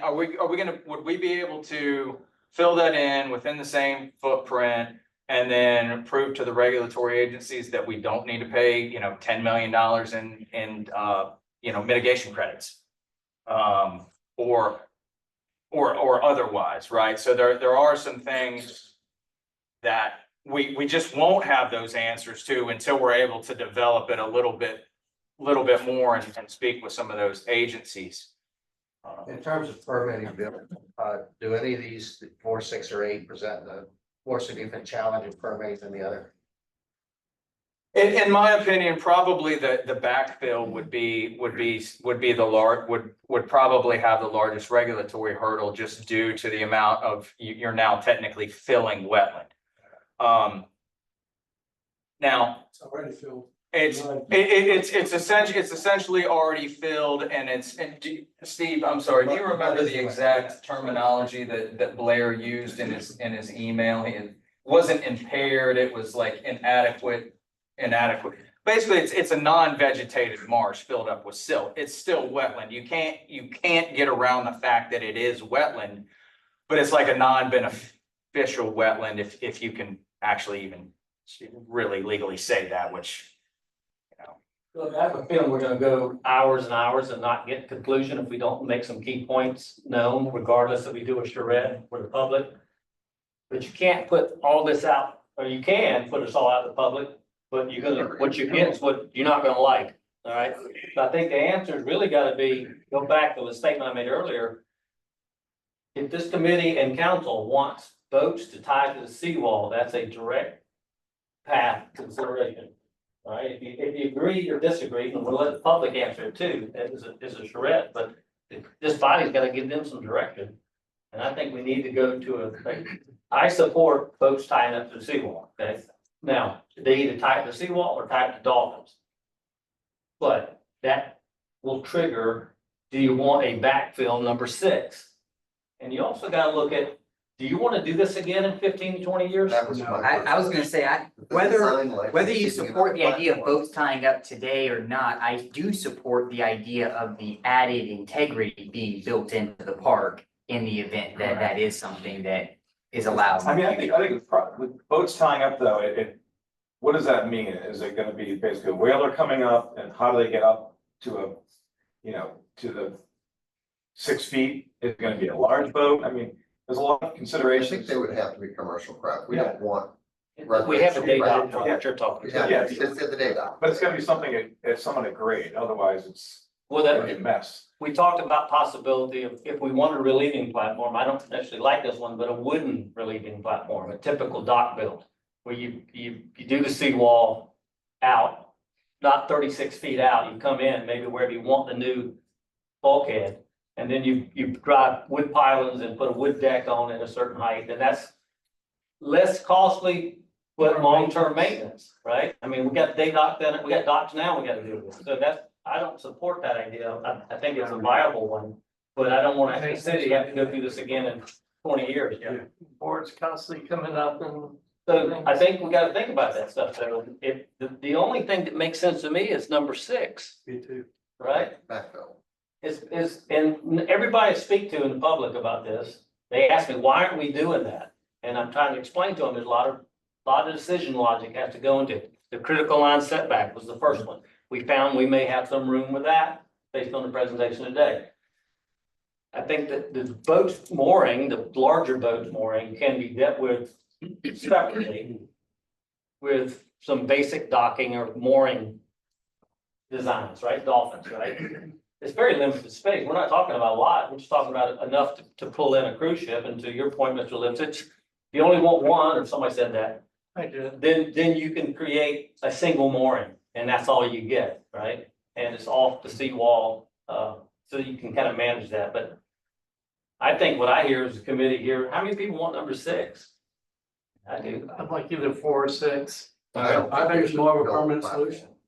It's gotta be a permanent solution. We can't keep doing this. 50 years from now, we'll be saddling the city with doing the same thing again. Right. I say we present the public with 4 and 6. So their technology may have improved to a point that you could give it a 7-year life, but to that end, it still has a design life. Well, Whereas a seawall, it has a design life too, and we could have a catastrophic storm and have devastation, but Right. that's not what we're. Well, number four is Be the building same. it as it is, Right. then Same shape, I'm out, I'm not doing that. No. I'm not supporting that. Well, it doesn't say anything, and I guess I don't read that to say that that means supporting a relieving platform, right? So it does say shape platform, but I'm looking at that as same size, same shape, and then number 6, seawall backfilled is still the same size and it's still the same Correct. shape. It's just backfilled and no longer relieving. Well, let's let them platform. answer number 4. Did they intend that to be? Right, So yeah, essentially with number 4 was, hey, we're just gonna take the same footprint.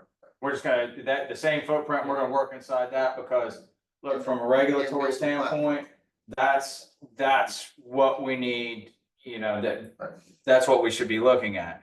Now within that is then using that dynamic, adaptive pathways approach, we kind of figure out, okay, well, we're gonna build in that same footprint, but we know that 6 is too low. Do we build to 8 now, knowing that in 25 years, the new city council in 25 years can vote for the money to put the C panels on that's gonna give us the elevation to 9 feet. You know, that's kind of what we're looking at there. Now, what I do see, just to mention it with the boats, and some other things that we obviously do need to consider in our analysis with those vessels is, yes, you could do an offshore breasting structure, an offshore berthing structure, and keep the 90% of the mooring loads off of the land and just have them drop their gangway. But then you also have other constraints that we'll have to look into. Navigational considerations. What kind of offset do we need from the dock?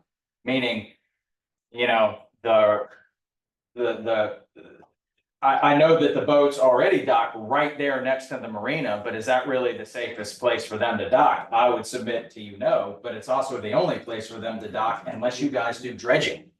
And I'm pretty sure that the city of Beaufort's not looking to start a huge dredging project downtown. So those vessels will also bring in, so look, it may be the same size and footprint for the promenade, but we may have another footprint out there to accommodate those mooring structures. Or do we look at this new facility, we would just incorporate that portion of the facility to be able to handle those mooring loads. So I'll say this. So I said 4, 6, and 8. Where I was at in my mind is 4 meaning the same size, same shape, 6 being the seawall and the backfill, and then 8 specifically the maximize the access. So if you just roll that into 6, you're keeping the same size, same shape, you're building a seawall, you're backfilling, but you're also allowing enough creativity to maximize the access and the use of the park in the event that we're currently not doing that. And that was the thought of those 3, but really it is just 6. I think the general public, when you do a charrette, you're gonna get a lot of answers about park redesign, right? There's a big group that wants to keep everything just like it is, and there's no problem with that. There's nothing wrong with that idea. But that we need to know if we're gonna come back with like tabby pavers, seawall where it is, chains, ballards, kind of the same Henry Chambers look, right? That we all think of Beaufort. So I think you're right. We can combine those, but you're gonna get answer when you start putting in amenities like floating docks or different access. We truly need more waterfront access. That's what the big dock does. Right? So I don't know what else we could ask to do, but 4, 6, and 8, under the way you described it, I support that. So I think 6 does it. I mean, 6 is you pretty can much add on.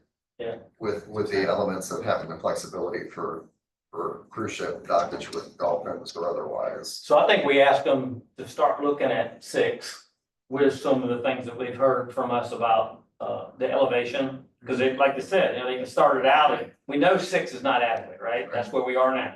So they're gonna come up to some number. We think 9 might be optimum. Well, just give us some ideas where if you did 7, or if you did 7 with a cap that brought it to 8, you know, I'm talking about the platform. Right. You know, 7 at the platform, 8 at the cap, with room to grow higher in years to come. Or structural. And some kind, and maybe some kind of temporary flood panel that can be installed and taken back down to protect a little. I wouldn't do that, and I'll tell you why. There's several buildings that I've worked on in Beaufort, South Carolina that have floodgates because code required them, because they built below the flood elevation, and those gates are still hanging on the wall, never been used regardless of hurricane. Amen. So I think what you're asking. So you would say that the idea is not valuable because it wouldn't get used?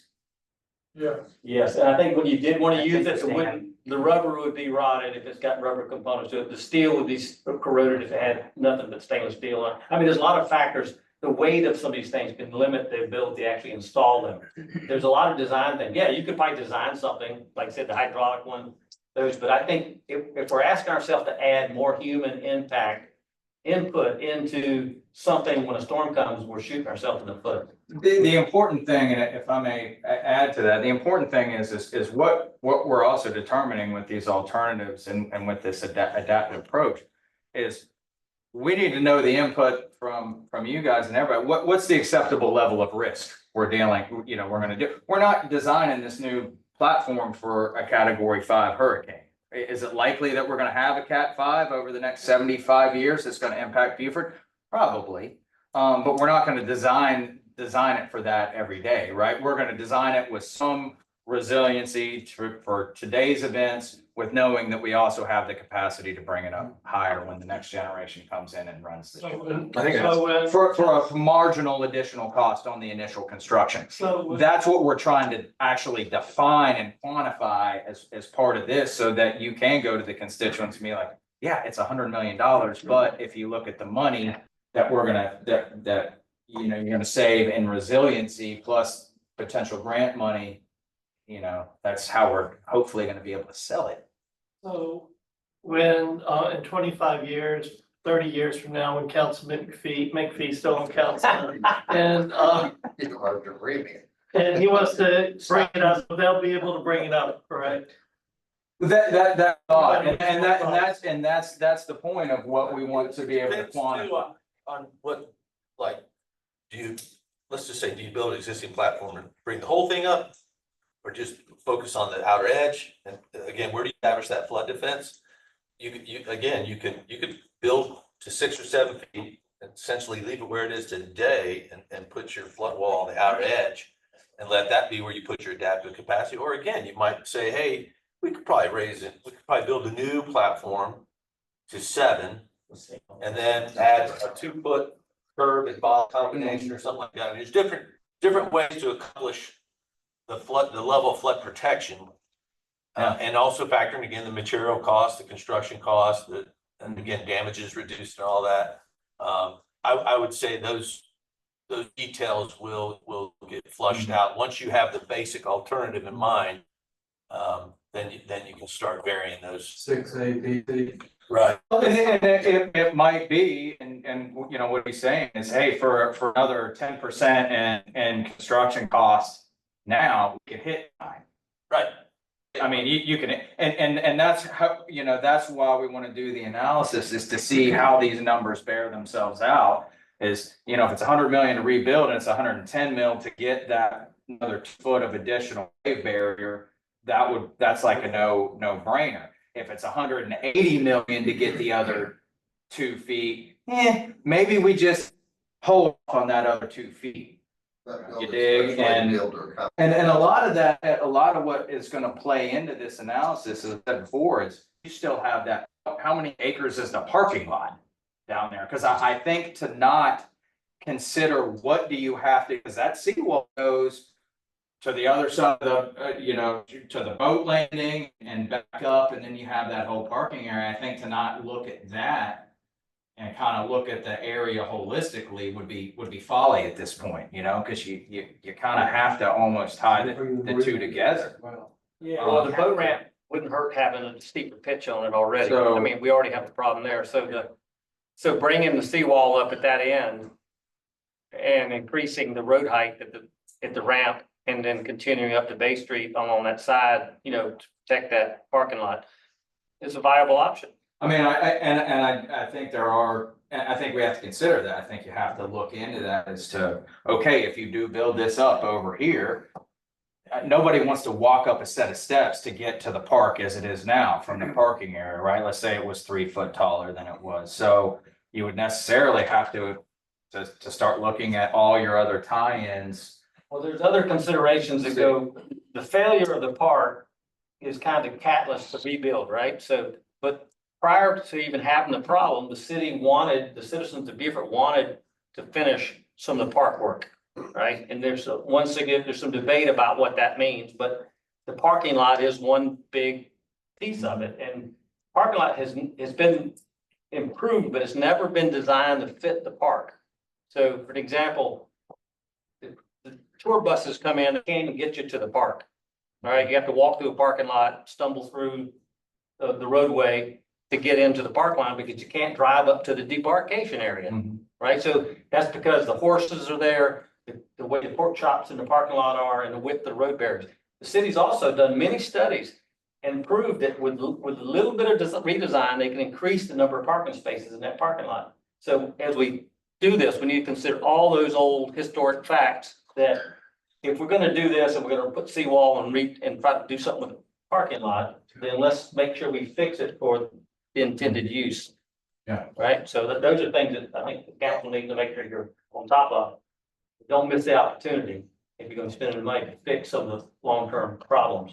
There's also people out there interested in losing the parking lot and creating more waterfront parking. We love that. You can give us your property down to the point, we'll build parking on it and we'll be fine. Build partner. So, it sounds to me like 6. I support, and I think they would do both, whether the platform completely is raised, but I support just the outer edge. Yeah. So, That's what I would support too. Yeah, is the outer edge being higher to prevent water from coming over. I mean, you're not gonna get away from the flanking, so you're not gonna build your way out of that. But if you can at least bolster your first line of defense there and get that height a little bit up, you know, maybe there's a way to do that. Well, there's probably definitely is a way to do that permanently. I'm still not sold on scratching the idea of having some kind of a temporary option to add some height where that may make sense. Just because I think it almost falls in the same category as like, well, okay, don't have storm shutters on your house because you're not gonna close them and they're just gonna go to waste by the time you decide to use them. And if there was an option out there that was feasible, both economically and from an engineering standpoint that made sense, I would still think about that. Yeah. I think they can present to us both ways, you know. Yeah. Well, yeah, I don't want to, I want to make sure that we don't. I mean, if the consensus of the body is to take it off the table altogether, then fine, but I would like to at least evaluate it as an option to better understand if it's feasible and makes sense, and maybe it's not, but. I agree, I think 6 is definitely the better alternative on the table, and it gives us still. Let's get them to come back with something at 6. With some elevation ideas, it may get us to 9, but let's start out what those cost factors are and what I'd like to see the cost analysis for the whole promenade coming up. And or what's the difference if we didn't do the whole promenade? Just did the edge. Just did enough of the edge, but with that, it has to have the ability to be stacked for future height, right? So the engineering under that wall structurally has to support a recapping and reforming of additional footage, right? But it's just gonna be the edge, I mean, tying in both there would be a little bit challenging. Yes, Well, you mean getting off the boat? because Getting off the the boat, going down, Well, if it's only one, remember, it's a small area that the boats would really be able to come up to based on what we have there. So that could be accommodated in design, whether it's like the ADA ramp you saw on the Charleston one, where it had maybe that section of park had a wider for the gangway to land on. And then it had a way to get down to it, right? So that could be dust concrete, square foot of concrete, you know, if the design load. Just a couple other points I want to put out. Some other people were talking to me. Steve did remind me is on the point of filling it in, and I alluded to it, but I forgot the exact text. DHEC basically said, hey, you got to come in for a pre-app meeting. So if you remember what I said, we kind of got a vague response now. You're not going to get a formal response until we have a formal. Second thing I wanted to mention is part of phase 1B, and I discussed it the last time we were in here. And I just received their proposal from Davis and Floyd, have not sent it to the city yet. Was to get additional survey. Right now, we surveyed from the relieving platform in 50 feet. What we intend to do in phase 1B is, and really other than this, the only other data collection is we want to extend that survey to where we are capturing up to the center line of Bay Street. So that when we are quantifying the inundation, potential resilience, if we bring it up to 9, what's the benefit, is then to correlate that with what is going to be the impact on the businesses. In other words, if we go to elevation 9, can we keep these guys from getting flooded out? Is there a commercial benefit to that? So that's one other piece that we're going to be moving forward with is that detailed survey, so then that we can then quantify stuff like the boat landing. Okay, well, how much dirt alone would we have to bring in to the parking lot just to get it up to a suitable elevation to tie in? So So that's kind of out there. The other thing that I wanted to mention in the alternatives, and this going back to your 4, 6, and 8, and personally, those are kind of my, where I think we should look at. I think we have to continue to look at 8. And the reason we need to look at 8 is because we do have the day dock there. Okay, there is another 10, let me see, we permitted in 2015, but I think we built it in 2018. There's about another 13 years where the city is going to be obligated to keep that structure functional. Okay, that's part of the stipulations of that voting infrastructure grant was for 20 years, there's a federal interest that exists on the property. Okay, you guys own it, but they have an interest in it because they partially funded it. I think we've also seen over the past, 8, 9 years that it's a success. I mean, there's a lot of people that use the day dock frequently. And I think that, okay, by the time we go through all this, design it, permit it, and build it, we may be at the end or getting close to the end of that federal obligation. But I think at that point, the city is still going to have a floating day dock at that park. I think to just be like, well, the grant life is over, we're just going to get rid of the day dock is not going to fly. So I think that in some capacity, even if the hybrid is small, we still need to figure out, okay, well, how do you maximize the user experience down here? Well, you can maximize it by having provisions for a single cruise boat to come in to let your waterborne tourists get here. You can still have your transient boaters coming down, still get here. You can still have your local boaters get there. And then you can still have your regular pedestrians who are just parking at the park get there. And so I think that hybrid approach, or at least investigation into that, really takes all of that usability into consideration. Now, you can put a floating dock, certainly under 4 and certainly under 6, but I think looking at 8 gives the engineers and the planners who are looking at this a little bit of creative freedom, as opposed to being so stringent as 4 and 6. And I would just encourage us to look at that as an option. I would agree.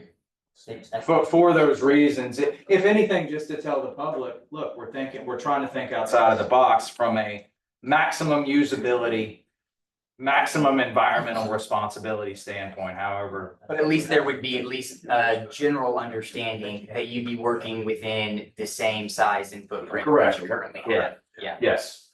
I'd say something about that. We don't really want to maximize anything in this park. We don't want to maximize the number of boats that you can park along the park. That's what always causes a huge problem with the city, because people, the idea of you can put marina across the whole front of the park. But we don't want to maximize, we want to see the view and be able to see the view from the park. So the day dock was hard enough to get a day dock the way it is today. And that, maybe all we want. Well, no, exactly. And I'm not talking about maximizing the use for vessels. I'm talking about maximizing the user experience as the city defines what that user experience should feel like. Yeah, when you take out the word maximize and say best utilize. It's the Yeah, same. yeah, I mean, Right, that's- best utilize, not maximize. Yeah. Look, the people, we need a charrette to get the opinion. The opinions you're speaking to, which I was there, are from generations ago, right? I guarantee you that's a different opinion today. So what do? Do you go by, opinions made 20 or 30 years ago? Or do you actually let the public who live here breathe and walk and work in our city, you let them have an opine on it, right? It's my opinion too. Are you finished? Go ahead. I'm still puzzled by this line of thinking, and I'm sorry I'm late. I thought the meeting started at 11. It seems to me you're trying to be everything to everybody. And I continue to be puzzled by the day dock, frankly. Why the city would spend, I don't know what it costs, but $500,000 to put a day dock there when you got a marina. And the reason you don't think about the marina is because you leased it. to a private entity, don't check that. And so to me, the waterfront park is exactly what was just articulated. You want to put boats all along it? Nobody said that. It's my comment. You don't have the time. What do you mean I don't have the time? This is a committee meeting here. You weren't even recognized. But if you'd like to speak, keep speaking, but don't tell us what to say. Are you gonna have public comment? I'm happy to do that. Okay, that's fine, but it seems you pick and choose, which is, so you don't like my comment? No, it's fine. Are you gonna bicker with me? We can go outside and bicker. Okay, that's fine, but I'll bicker here too. I'm just saying. Not everybody is of that opinion, Mike, and I think the waterfront park from the generation now needs to preserve the view. You do have a marina there. I would argue that you don't need to keep throwing good money after bad for that day dock. I question why it was done to begin with, when you have a marina 75 yards down the road. So I agree, you do need to have a charrette. But I, from a voice of reason, do not believe you need to put boats all the way across the waterfront and build to that, is my opinion. I agree with you, sir. Yeah, and I think most of us agree to that as well. But nevertheless, I mean, this is all about public input. That's where we're trying to get this, right? Is we're trying to get these narrowed down to a group that we can then engage the public with in the most open and transparent way that we can. That's what we're trying to do. And I think 8 makes a lot of sense, but I think going back to the slide where there was 6, 7, 8, 9 different examples of floating docks that have been done around the country, I think we just need to have some narrowing of the parameters of what we want you to do as far as what kind of floating structures, because you could have all kinds of different alternatives. Yeah, just because it's a floating structure doesn't mean a boat's gonna be docked to it. You got Understood. pedestrian type floating structures as well. Understood. You had a lot of great examples of what's been done around the country, but I think you'd have to have some kind of focus on Absolutely. what we want for options. Yeah, I got one more comment. Beaufort, North Carolina, has got docks all the way across the front, you live in there. You can't hardly see the river. But again, my point, Mike. There are groups of people who are interested in making the continuation of this waterfront park into what is now the parking lot. Because you don't normally put parking lots on waterfront property. You normally would want that for the whole city, citizens, region, to expand the waterfront park. The waterfront park is growing out of its needs now. So I'm just saying, we kind of chuckle about that, but we do need to think about a green space continuing on where that parking lot is. And I think that's another discussion that makes sense, but you can't have that discussion before you have the parking discussion. Because you have to figure out if you're gonna take away, 150 plus parking spaces in a situation that already is at least perceived to be an issue at a minimum, then you need to have a discussion on how you address parking if you're going to take that away and make it green space. That's been discussed for over 20 years. Another thing that was brought up to me as well, Duncan just made, and thank you for that, Duncan, he made the comment of back to resiliency. Another thing we can look at is if you re-envision the park, you don't necessarily have to bring the platform all the way up to 9, right? You could provide some level of defense upland in the park where the area is already higher, right? And to prevent flooding on Bay Street. You could probably accomplish that at a fraction of the cost. You could accomplish it, directly over the water. So there's a lot of different angles to look at. I think we're better off addressing it at the source, right there at the wall. In your mind, what does that look like? Just a really quick. I mean, obviously, if the middle of the park's a little bit higher, you said factor in something to build that layer of protection.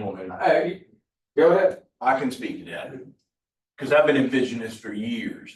if you look, and that's why we need the rest of this survey work to be performed, because we only did that 50 feet Right. behind the wall. What we're gonna see is right where the pavilion is right now. The elevation of that, I'm pretty sure by me eyeballing, it's right at 9 feet. So all of the walkway that's behind them buildings, you know, we need to find that elevation out. So if you know where that elevation is, we can incorporate, if we lift the platform up to about 8, my number's 7.5 to 7 3/4. That's what I'd like to see it. And then level that out. That gives us our stormwater in the inland of the park. We can handle that a lot better, so we're not inundated with spring tides. Then you go back to back behind where the buildings are, and you can incorporate something a lot more economical to keep the flooding and stop the flooding there. Yeah, the park and the open space gets flooded, but that's okay. It'll flood out and leave. It's not gonna be a huge loss. Yes, some trees die, maybe there's some sod we gotta put back in and things like that. But then what you're doing is you're protecting those buildings and where all of that is. So that's where we need to be protecting. Can't build it up no higher than what Bay Street is. And what we just say it was 11 feet, Steve? 10.5. Yeah, 10.5 or 11. So that number we can't go over. Whatever it is. So whatever the low point of Bay Street is, that retaining wall that's gonna stop this storm is gonna have to be at that number. So if you move it behind the buildings, it just makes sense to me from a construction standpoint. And from being built and the economics of it, it makes sense. Plus you incorporate, you don't even see it. It can be incorporated in a big old walkway where the bricks are now. Where the brick walkways, you come up behind Saltish, you come up behind all the restaurants in the back. And most of those step in anyways. There are a few that are low, Absolutely. but most of them step up to get to their elevation, so. We've got to be able to lift the center of the sod in the middle of the park up to an elevation that we can handle the storm more. Especially the lower platform for the Absolutely. venue, right? Is that, didn't the spring tides already bubble up in that storm drain? Yes. So, yeah, I think that logic that Mr. O'Quinn is speaking to needs to be part of the 6th discussion. I would agree. Right? Yeah, we'll include that. We'll include that in there. Can we go back to the options real quick? Chris, did you need to point anything? No, I just. So- Some elevation of the park. I think we have to look at do nothing. We have to at least mention it in whatever deliverable we're gonna give you guys. What's the ramifications of doing nothing, even if it's a couple of paragraphs? I think we need to at least mention to you guys and to the public, we've looked into repairing it. It's kind of a foregone conclusion, so that's not gonna really fly.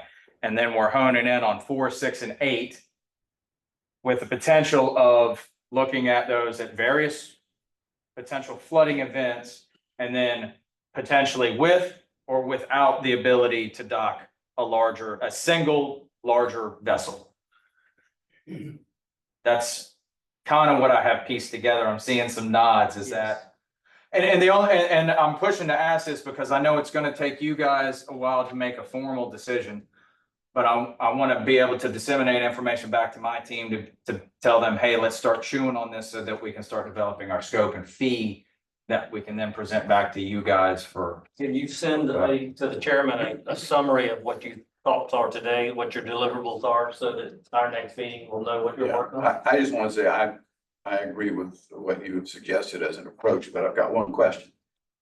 And that is, if there's a do nothing on the marina wall, is that really, have we really comprehensively dealt with this? Well, I like I said, I think do nothing is gonna be such a short paragraph, because look, the reality is the wall's in decent condition, but You're talking about the marina wall? the wall at the marina, I think would need to be addressed in some capacity as part of this. I would like to see it addressed as part of 4, 6, and 8. So the way that I look at it is when we do the alternatives analysis, and Chris, you're gonna be doing a bulk of the work, so you step on me if I'm wrong, but you know, we're here to look at the structure. The structure is the relieving platform itself. That's why you hired a team of marine engineering experts, is to look at that structure. For the alternatives analysis, we have to extend beyond just that footprint to be able to get you guys, as the decision makers, the additional information that you need to frame your decision. That is going to include a look at the existing seawall and what we would have to do with that, because we're gonna have to raise that or otherwise deal with that. And the parking area, and basically all that real estate up to Bay Street. I think we've just been merely looking at the structure up until now. And now as we're fleshing out these alternatives, we realize, okay, well, to really understand the best use and fully define and understand all those alternatives, we have to expand the footprint bigger. And we have to capture stuff like that. We have to look at the parking area. We have to look at the existing seawall. We have to look at, okay, what if any structure can remain?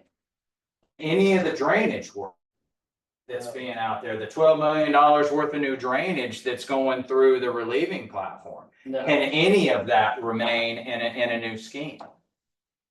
I don't have the answer to that. I don't even know. I know that people on our team, like Steve Andrews and the Davis and Floyd guys or the JMT guys can be able to figure that out, but I don't know the answer to that. So I hope that answers your question. Is we're going to have to the marina tie-in.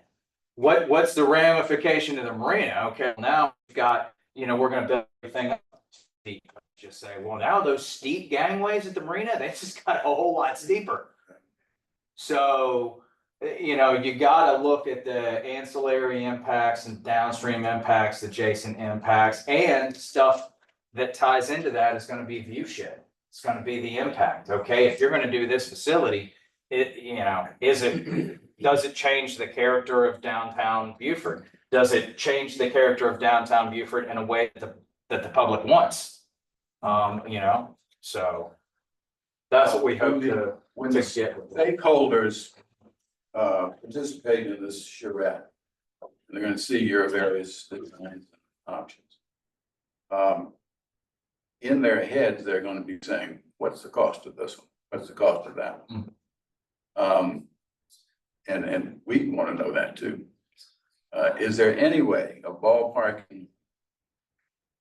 I know it's not, we don't even have it sketched out, but any way of ballparking the dollar signs here? We can get there with the alternatives analysis. Once we really start looking at it and start pulling in the various pieces. That's one of the reasons that we have the O'Quinn team on our team, is that when we start putting together these alternatives and we start looking at construction costs, maintenance costs, repair costs, whatever option would be, is we've got an expert at determining that cost. And so really what we're going to have, what I envision we're going to have are going to be, as part of the alternatives analysis, it's going to be big round budgetary numbers, 50 million, 100 million, 20 million, whatever that is. And then that will also be in today's dollars. And then within that, what we hope to provide to you guys is the information that says, okay, well, building to this is going to be 80 million, but for 20% increase in the initial construction costs, we believe we can get this level of resilience.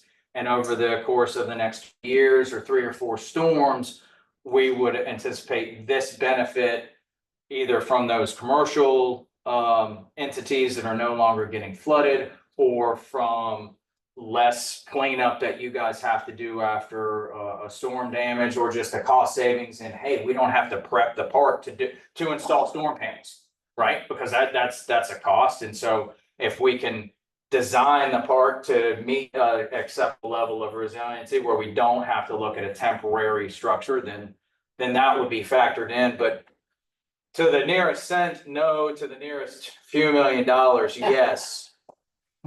Well, which is essentially what you know, we've got the 100,000 foot view, we're honing in, so, you know, right now we're at about the 30,000 foot view.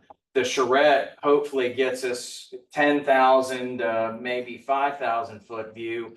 And then we start grabbing on to, okay, this is the preferred alternative. This is what the stakeholders wants. This is what's going to give us the resilience. This is what's going to meet all our design criteria. And that's in that alternatives analysis, it will stay in there. These are the goals.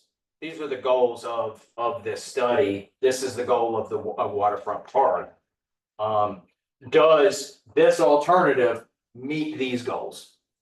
You know, You need to include the marina in the whole picture. yeah, Its entirety, I think we pretty much know that the citizenry is not supportive of enlargement within some guidelines, right? That's a given, I think. I don't think the political will is there to go any further with it.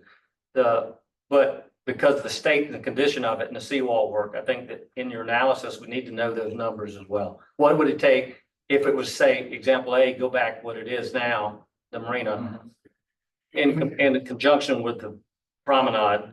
But at the same time as the charrette, I'm sure there'll be people coming up, ask us about that or asking the city about that. And what would the marina, this is a good opportunity to ask about if it's in the same footprint, is it the same configuration? So rather than replacing in kind, do you replace it same footprint, but different arrangement?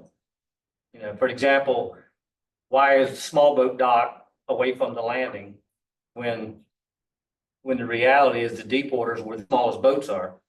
That makes sense. So if I was to redesign it, stay in the same footprint, I'd want to see the small boats to this west at the edge of the ramp, as opposed to having to go around the marina to the other side in the deepest part of the waterfront. Yeah. Right. So those are considerations. Yeah, well, I mean, we'll try to capture as much of that as as we can in our alternatives analysis. I mean, there's going to be a lot of nuances, right? That we may not capture, but our role as consultants really is our job is to just get the information together.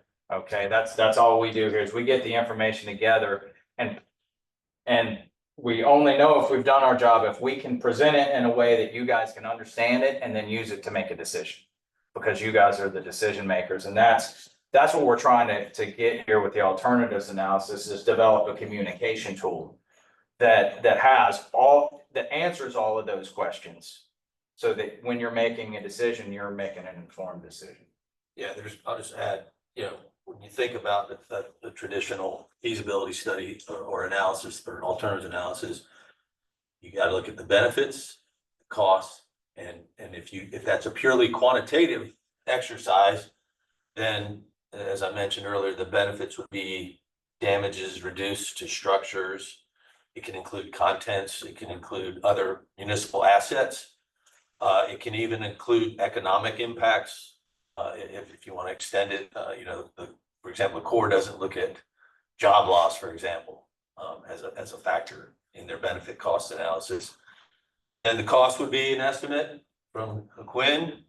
Here's the cost to elevate the platform and do this style, or just don't elevate the platform, but build a seawall out here and roll that up into a high level cost, and then you can start to compare that. What I'm hearing from some of these other comments is there's some other factors that need to be considered, benefits or in the impacts. Like for example, you said if you raise, we go with 2 foot, we're going to have impacts to the gangway. And again, you can capture that in some decision matrix table, both the qualitative impacts, benefits and costs, and also quantitative. We just need to know.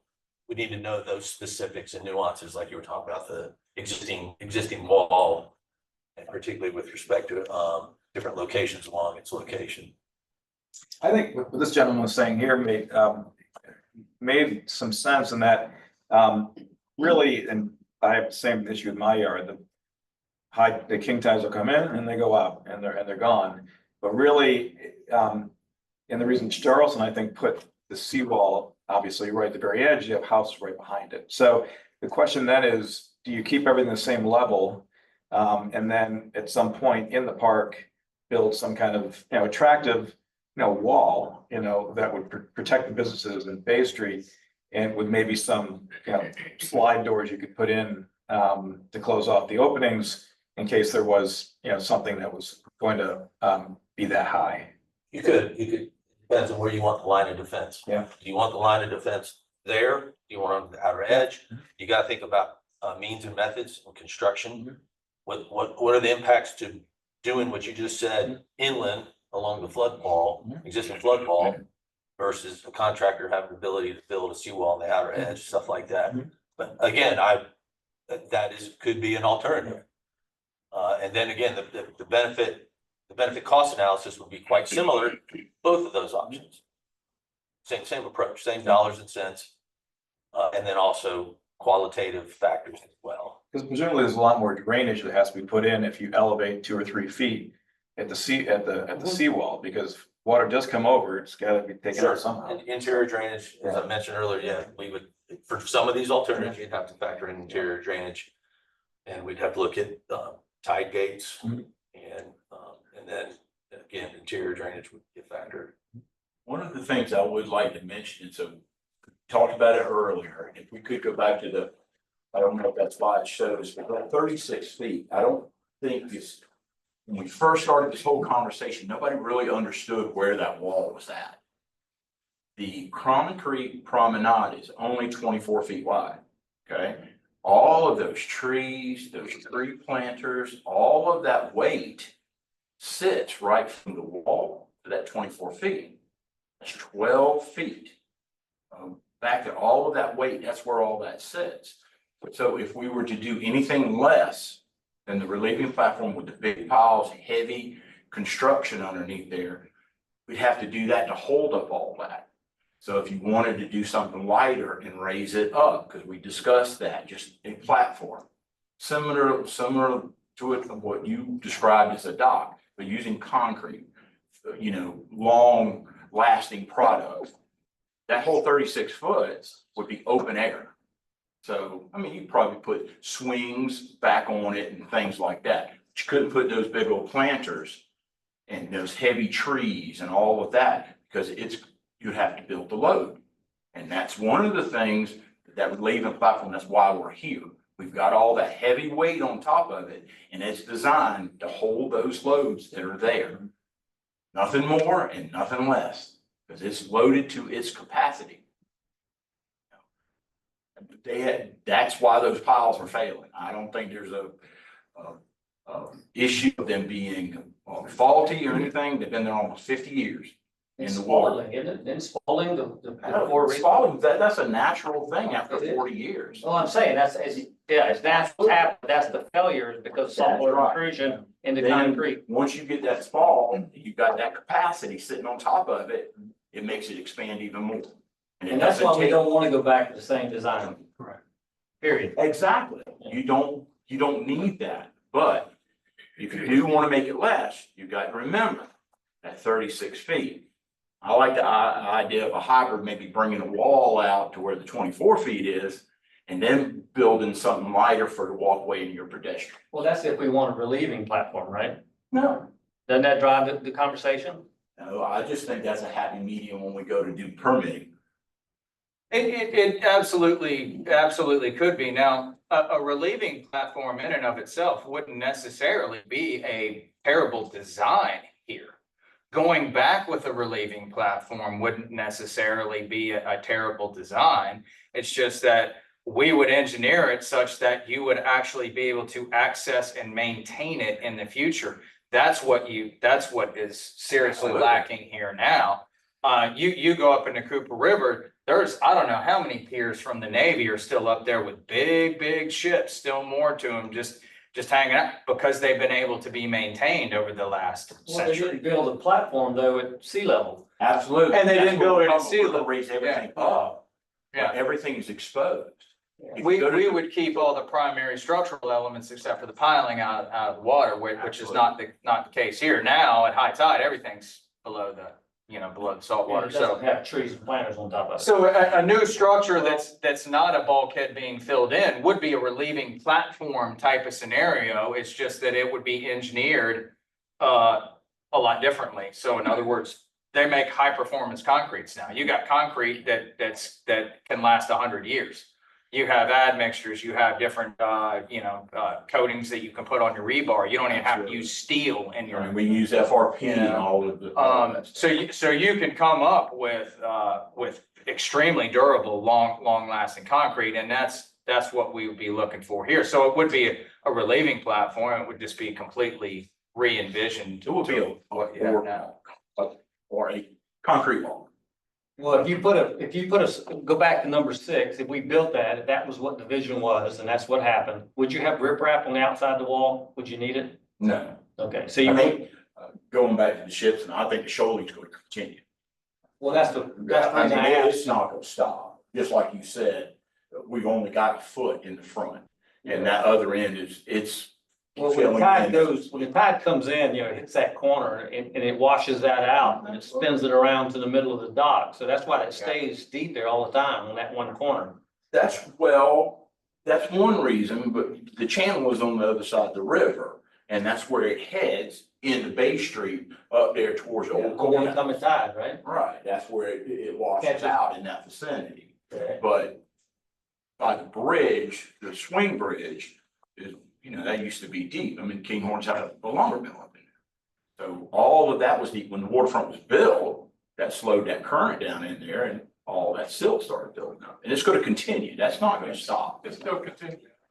I do have a question and that which may potentially be a request, is that as we're developing the alternatives and going through there, has there been any studies done, or do we have any hard data, or what would it take to get the data to determine, okay, what is the economic benefit of having, just say, a single ore boat in, what kind of revenue that generates, or do we have any data that says what kind of economic benefit, say, the marina is, or the operations in like the carriage tours, they operate out of the parking lot, right?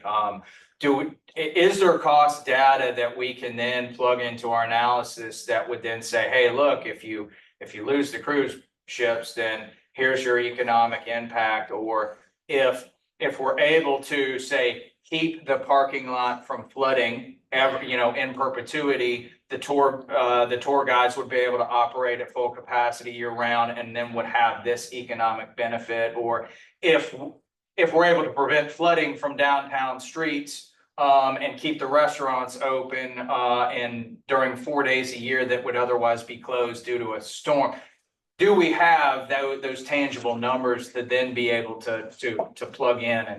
And I don't think so. I can tell you that back to my previous comment in the meeting about a cost analysis driving this, that's exactly where I was getting to, is whatever we discuss in our alternatives and our solutions, it needs to be data driven by a cost analysis and economic impact. And I don't know that we have that yet. So that's exactly where I was going in that comment. And I think that's, Some of these numbers we do have available to us through the Convention and Visitors Bureau. Yeah. We can also ask for the But we still- Hospitality Association. Still have to put it together. Yeah, but he collects a treasure trove of data that I'm sure He's some got of it. this could be answered. But it's also a ripple effect too, because it's not just because of the tours, it's not just because of the cruise ship. It brings other people in. I mean, the advertising from it, it's a big ripple effect. So I feel like, they are a vital part. and I think it's a useful analysis, because I've heard from a lot of folks, and maybe it's true, maybe it's not true, that having the cruise ship stock out in Port Royal, they're seeing people buy more and eat more here, because once they're bussed in, they're stuck here. Yeah. They can't just roll back to their boat and get something to eat or hang out. So. And that's going, even looking at the hybrid structure and thinking about some floating structures out there as well, as I do know, right? You guys got the Shrimp Festival, that generates revenue. You got the waterfront, the Water Festival. I know that, one component about that are the dragon boat races. I know that's like a pretty popular thing. I know one of the things that happened, or right after we put the day dock in, they were using our gangway to queue up for the dragon boat races. Well, the gangways aren't designed to be a queuing line, okay? So, one of the things we found was what did they do? They immediately started to sink the day dock because we're so much weight on the gangway. And so part of what I think it's kind of our duty is to look at those events and the revenue that they potentially generate and then say, okay, well, this new structure, whatever it's going to look like, are we also keeping in mind those events that we need to accommodate either now or in the future? For instance, simple stuff like dragon boat races, and again, maybe those discrete events are, in terms of total revenue, are really minuscule and it's just a micro percentage, and maybe they don't factor in, or maybe they do, but I don't know. And so if we can help, if our analysis can tie that into real data that you guys have or want us to include or think that would be germane to the analysis, then we should include it. That'll be a financial impact of the grant. Well, that would absolutely be for the grant, is because that's what they're gonna wanna see is quantifications of the cost and benefit, and that's. Before the time's up, I do want to hit on one thing, we have discussed in the last couple, is the day dock. Is that something that the committee and council wants to get open? Because the fences are up and they're going to be up for a good long time, and we know how that day dock gets used. I think we have to. Sounds like it's a federal obligation. Federal obligation. Well, that's To maintain one of the reasons I bring it up, and I think that's where Bill was alluding to, that now it's been shut down for 4 months, going on 5. Well, let me ask the council real quick. Did y'all get briefed on that yet? On the proposal? Just briefly, that there was a talk about a bridge. Well, they came to us, and one of the recommendations when we formally met with you was going to be, put that in your plate, because you're gonna have to make the decision, because there's a cost factor with it, but the bottom line, if you want to explain Our what committee was pretty much unanimous on that, we support it. but without really knowing what it was gonna cost, we had a cost, roundabout number of about $200,000. Yes, sir.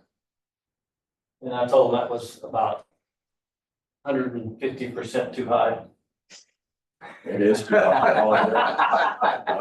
So what we would propose, just in terms of just getting this done, is we have the data, we have the surveys. I designed the day dock, Duncan built the day dock. What we would suggest is what we have allocated in phase 1B, using that for the design and permitting, and just getting that done, getting that included in the phase 1B monies that we're contracted with, absorb that into that scope, and at least do the permitting design for that. And then if you guys have to, procure the construction contract after that, then it is what it is. We definitely need to move forward with the permitting. The council needs to really give McSweeney some direction in that, because Is the that, permitting, that's for the day dock? yeah, but Okay. the permitting. Yeah, no, that's what I mean. That's the Right. permitting only for the next Right. step. Filling out the design, what we would like to do. I mean, we're right there, we just need to permit it, and the reason I'm emphasizing this is time. Well, it's already been shut down 5 months, it could take up to 6 months to get this permit. Well, That's one of the problems. I would like, Mr. Mayor, I'd like the council to, get fully briefed on what we're talking about and find out the actual real cost. They throw out $200,000 number. I don't think that's the number. I'm honest with that. I'm not joking. That I think that the reality is the proposal they put forward was basically a ramp across to the tree line, elevated off of new additional pylons off the seawall. So it's not even touching the park.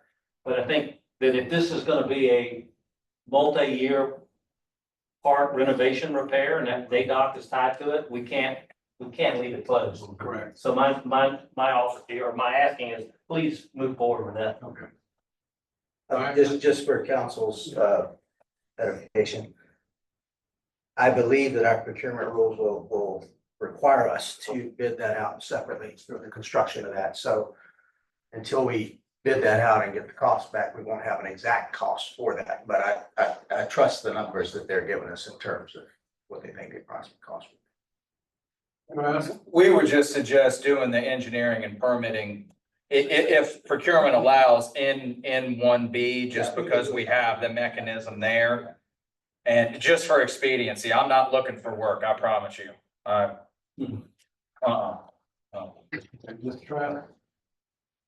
Have you guys had public comment yet? You're starting it. Am I the only one in the public? We're all in the bus. So, I'm aware. You're a part of the team, right? Oh, yeah, we're still. This interaction right here with Mike Sutton is very unfortunate. I want to give you some comments and then I'm going to give you some reflections. I've tried to reach out to two people on the Waterfront Committee and they both told me to go bounce. One is the chairman and the other, whose name I can't remember, I don't think he's here. I walked in here, I thought the thing was at 11. Was it changed to 9 or was it ever at 11? always been done. So I'm like, and you guys have gone on for 2.5 hours. And I come in here and I think Mike tried to pick a fight. I think, maybe not.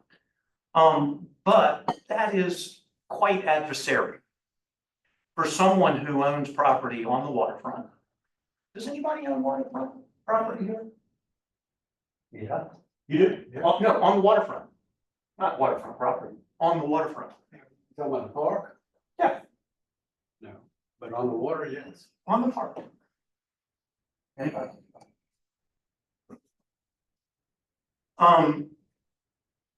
The question about the economic analysis is a really good one. Why would you want a vote sit out there? Because it feels like there's a lot of marketing? Have you ever done an analysis?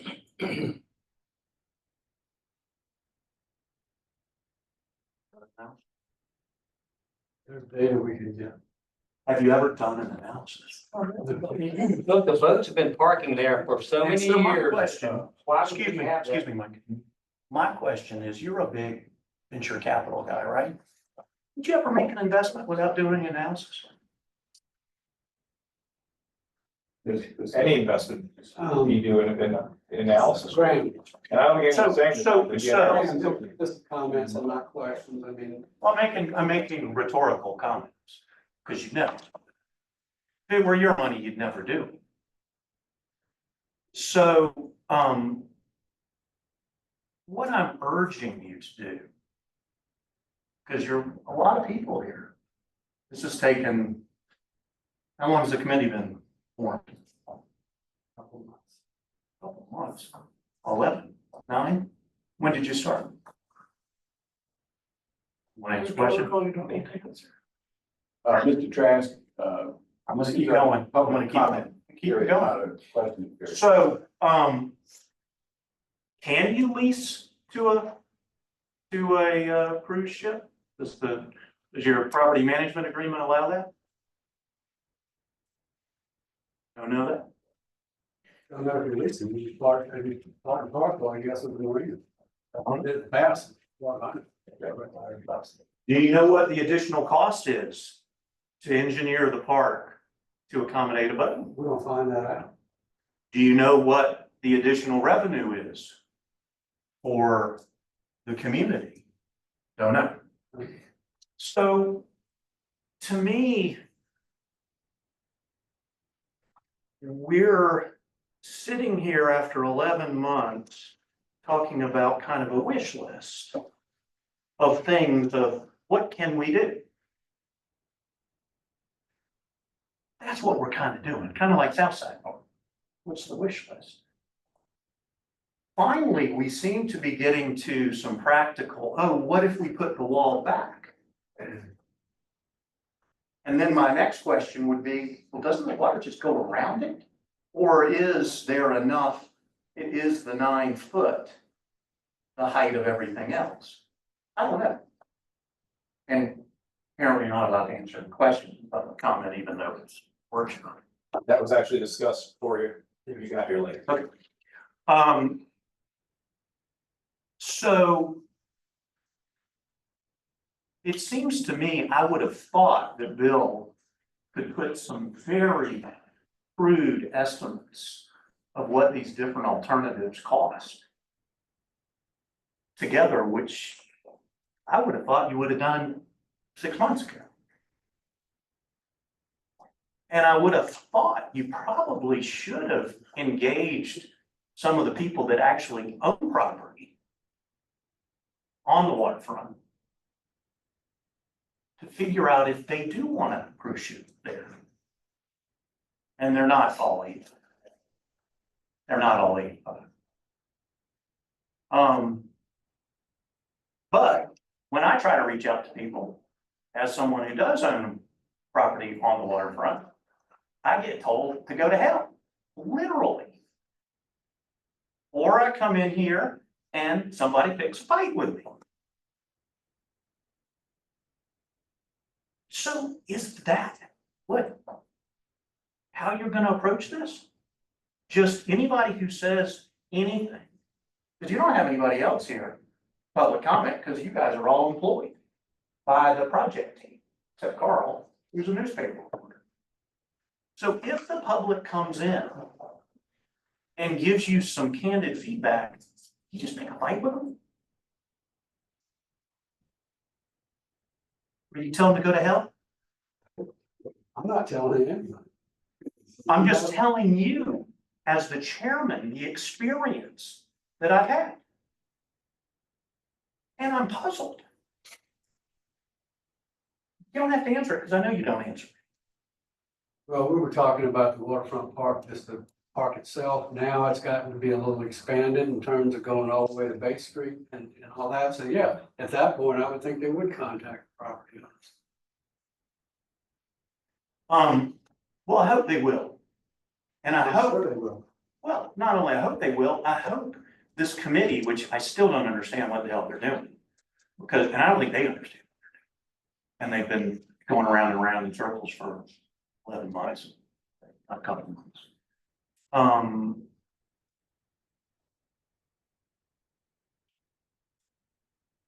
And it seems to me that Bill should come back with the costs of each of these preferred solutions. And I think it should include how much more it costs to accommodate a cruise ship. And is it justified? Because you don't know. You would know what it would cost to have to put some dolphins out there and all that to handle, yes. Isn't that the whole purpose of this meeting? Yes, that's what we're. It's the whole purpose of the meeting. Right. He can't give us cost estimates if he doesn't know exactly what alternatives we're even considering. And so what is the economic basis to accommodate a cruise ship? Find that out. I mean, we gotta find out what it's bringing to us in terms of economic impact, what it's gonna cost to be able to put these dolphin heads out there to So, okay. let them moor, all that kind of How stuff. much, just out of curiosity, Council, let me really stop. I hadn't even voted on whether or not we wanna have cruise ships. So that's something we've got to have and discuss. are you gonna get any input from the public? Sure, we have public comment every meeting. Sure. And we have comment, we have. You're answering the question, which you're not supposed to do. So just out of curiosity, how much did the city rent a place for the cruise ships to dock at? How much did it rent in for? I have no idea, you'd have to ask Rick Griffin and Safe Harbor. You don't know? We don't answer. The city didn't rent any spaces for ships, so there's your answer. So it was Safe Harbor that rented. Right. And before that, Mr. Griffin. So you don't know how much, 10% of that revenue. Whatever the docket fee was, it's per foot, and it's. So what I'm imploring you guys to do, and you've got some very capable people on this subcommittee. One of them's right there. He knows how to do analysis on how much revenue is generated versus cost. If it were his money, would he do what you guys want him to do? Ask him as you go through the analysis. please. And then also, please, instead of telling the stakeholders who actually own property along the waterfront to go to hell or to pick a fight with them outside, maybe it's better to engage them. Because it's going to be a long road if it's adversarial. And it's adversarial. What do you want, Graham? Tell us what you want. I want the cost analysis of. What do you envision for downtown at the park? What would you like it to look like at the end of the day if cost wasn't a factor? What would you like to see down there if it was just blank check? What is the best that you see as a business owner, as a waterfront property owner, as a Beaufortonian, as somebody who lives and works down there? What do you want to see? I like the footprint of what it is now. Okay. Blank check, and I think it's gonna be too expensive. I would backfill. Okay. But the hybrid solution of a walkway, lighter weight with a wall, which might, excuse me, I came late, might prevent the flooding on Bay Street, resonates with me because I think it's gonna be affordable. No, I don't want to put a cruise ship there. Let the cruise ship go to Port Royal. Well, as I was getting to with these guys in here is, this meeting was, those 8 bullet points up there were developed by our consultant team, sitting down, throwing everything we could at the wall and seeing if it would stick long enough to have this meeting. Okay, and it stuck up there long enough to have this meeting where we wanted to then cull these down into something that we could then look at and more refined. And if my previous question was, does the data exist on the cruise ships? Can we get this data? Can we use it to plug in to then be able to quantify and then make these informed decisions out of the 3 or 4 most preferred alternatives? We will be able to advance that to a level that we can then come up with some budgetary cost numbers. And in addition to just the hard construction cost numbers, the numbers that tie directly into benefit, whether that is tied into the tourism industry, the cruise ship industry, the business ownership, whatever else is down there, and then advance that to a further refinement of those alternatives through a public charrette.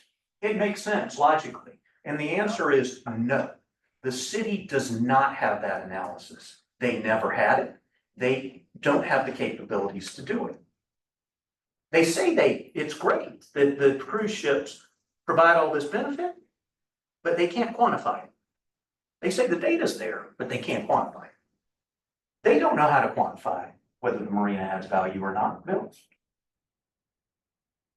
So that is the capability that we have resident in our city that are making these hundreds of millions of dollars worth of decisions.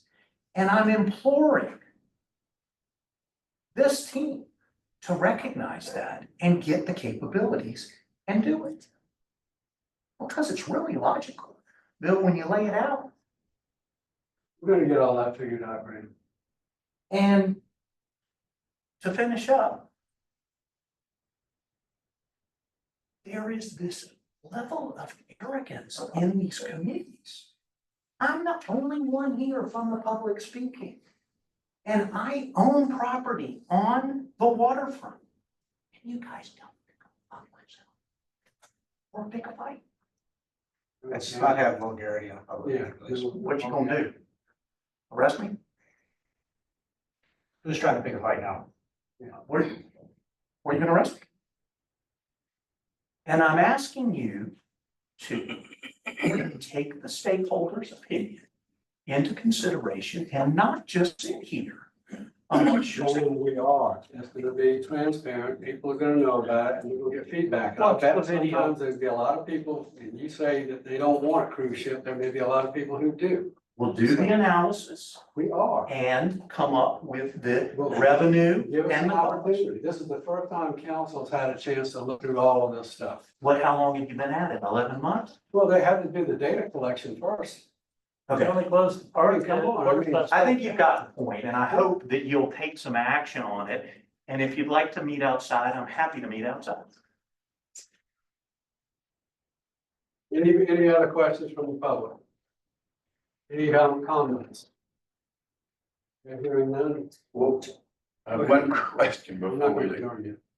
Given all that's been said today, do you have any idea when we will be in a position to schedule for charrette?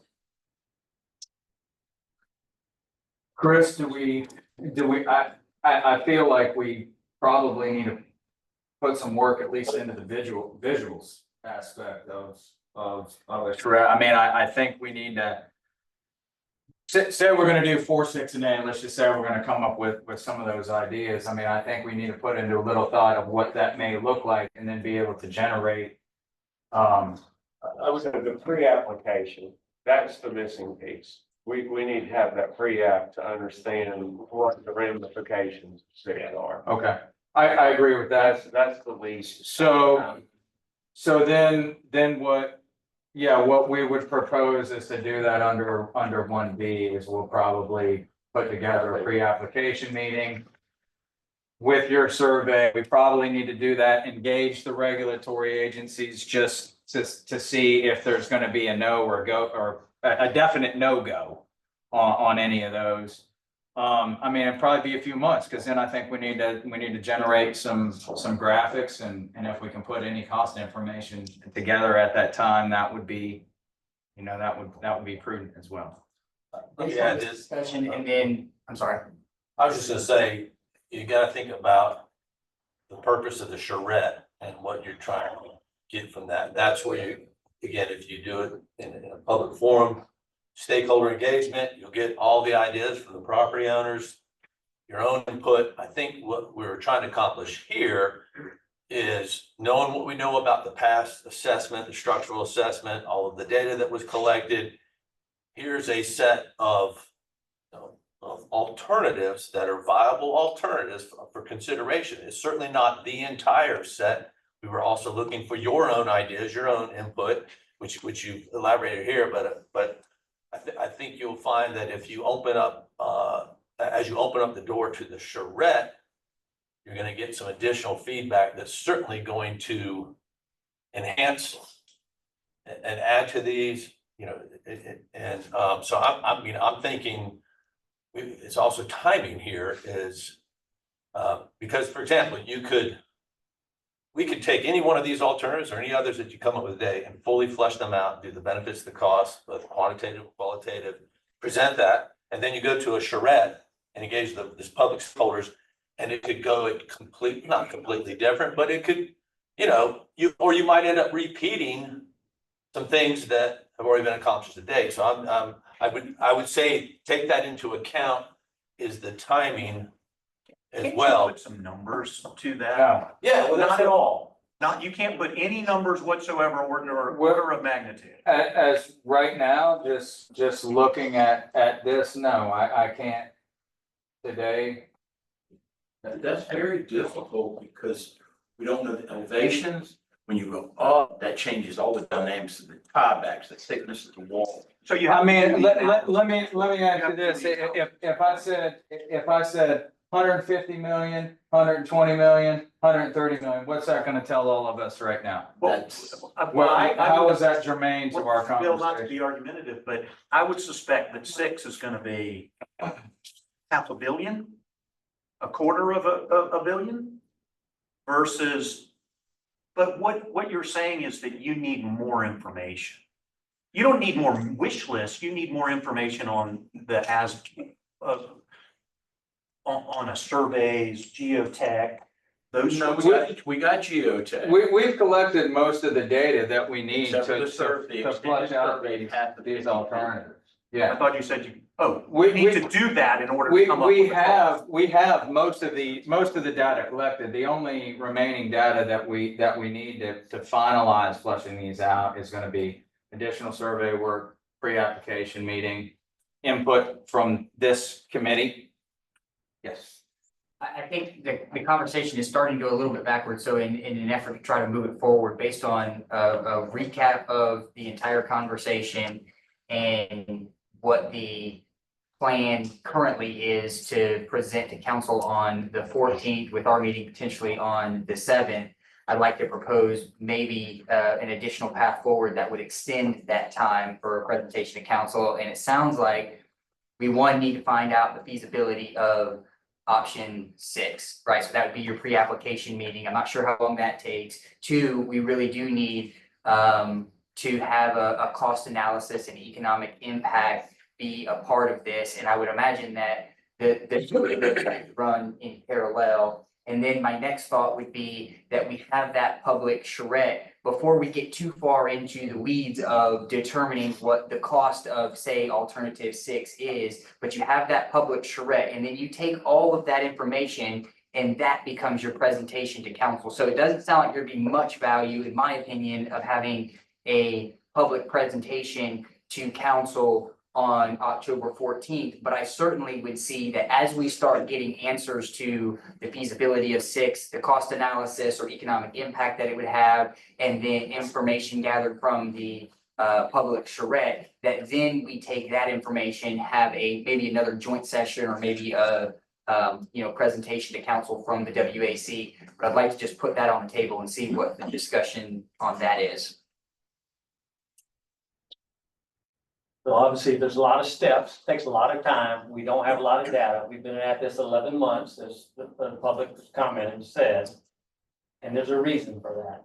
And so I agree with you. Those steps need to happen. I think the charrette is critical before we tell them to go start spending money to create scenarios that the public may not buy in on, right? Right. But we can't, we really would want to have the public charrette before we have the feasibility of 6 ironed out, because we want to know if that was. Well, that one can go. There's 2 pieces. The 6, I think, is census that I haven't spoken to anybody who didn't want 6. Right. Right. It goes back, still goes back to the question, and the charrette will answer this about if you did 6 and it stopped any type of large vessel from mooring, is that something the public wants? Okay, that will come up in the charrette. If 6 did that. I'm more so trying to see if there's a way, how long do you think that pre-application process would take if we were to start that now to get a solid answer on where the critical line is? Well, we know where the critical line is. That's. I thought that was the question. So in 2000. It's getting moved. No, in 2000, I thought it was in 2015, it was back at the seawall, and now they were saying that it was, 2015 was at the face of it, and then the question was the potential that they would make the critical line back to the seawall. Yeah, and so now it sounds like, at least loosely in an email, they're saying that the critical line is at the face of the relieving platform. Critical line is at the face of the relieving platform. Really, what I would envision doing is, okay, let's say you guys say, look, 4, 6, and 8, we want to take a harder look at those. That's what we want to engage the public with, is 4, 6, and 8. What we would do is I'd put together a pre-application meeting package that covered just some concepts of those 4, 6, and 8. Hey, we're going to rebuild, we're going to fill it in, we're going to do some hybrid, which would kind of be, it's very similar to what we have there now, right? Little floating structure, the rest of the promenade. Go over the regulatory constraints with those. I think we're going to find at the end of the day, from a regulatory standpoint, 4, 6, or some variation of 8 will be doable. It's just what regulatory hoop we're going to have to go through. So I don't think we're going to, in a pre-application meeting, I don't think we're going to hear them say, nope, absolutely not. Seawall is not something that we would ever entertain.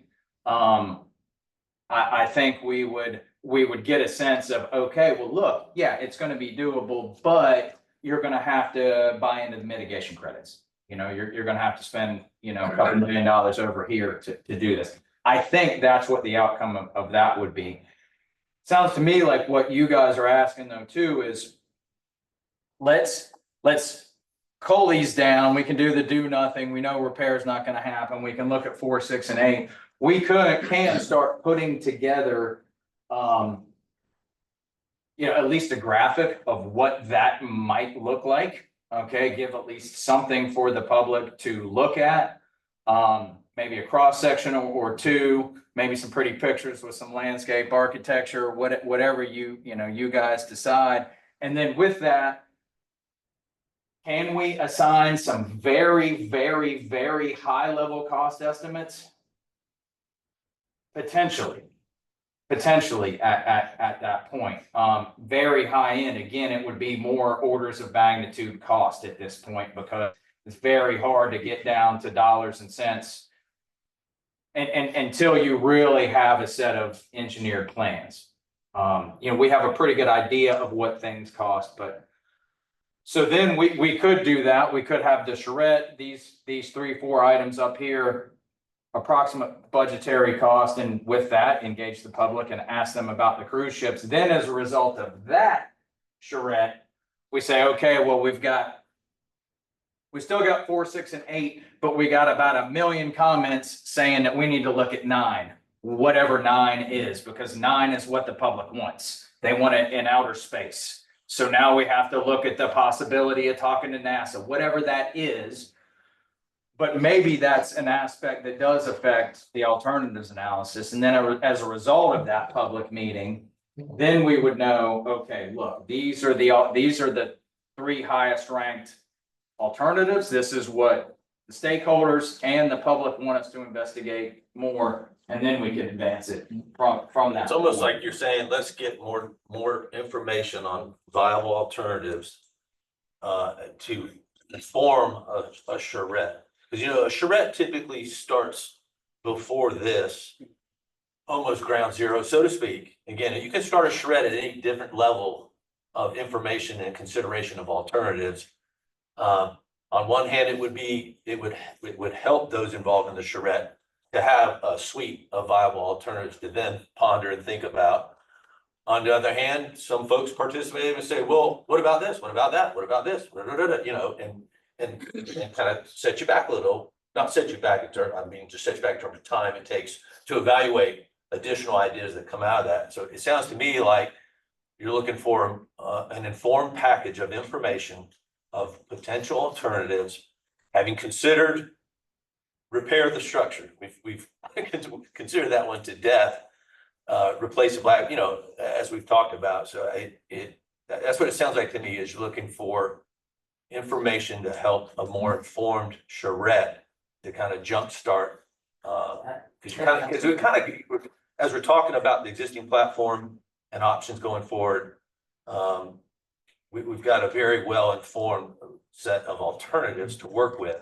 The other issues about cruise ship and that gets back to what we were talking about earlier about the user experience.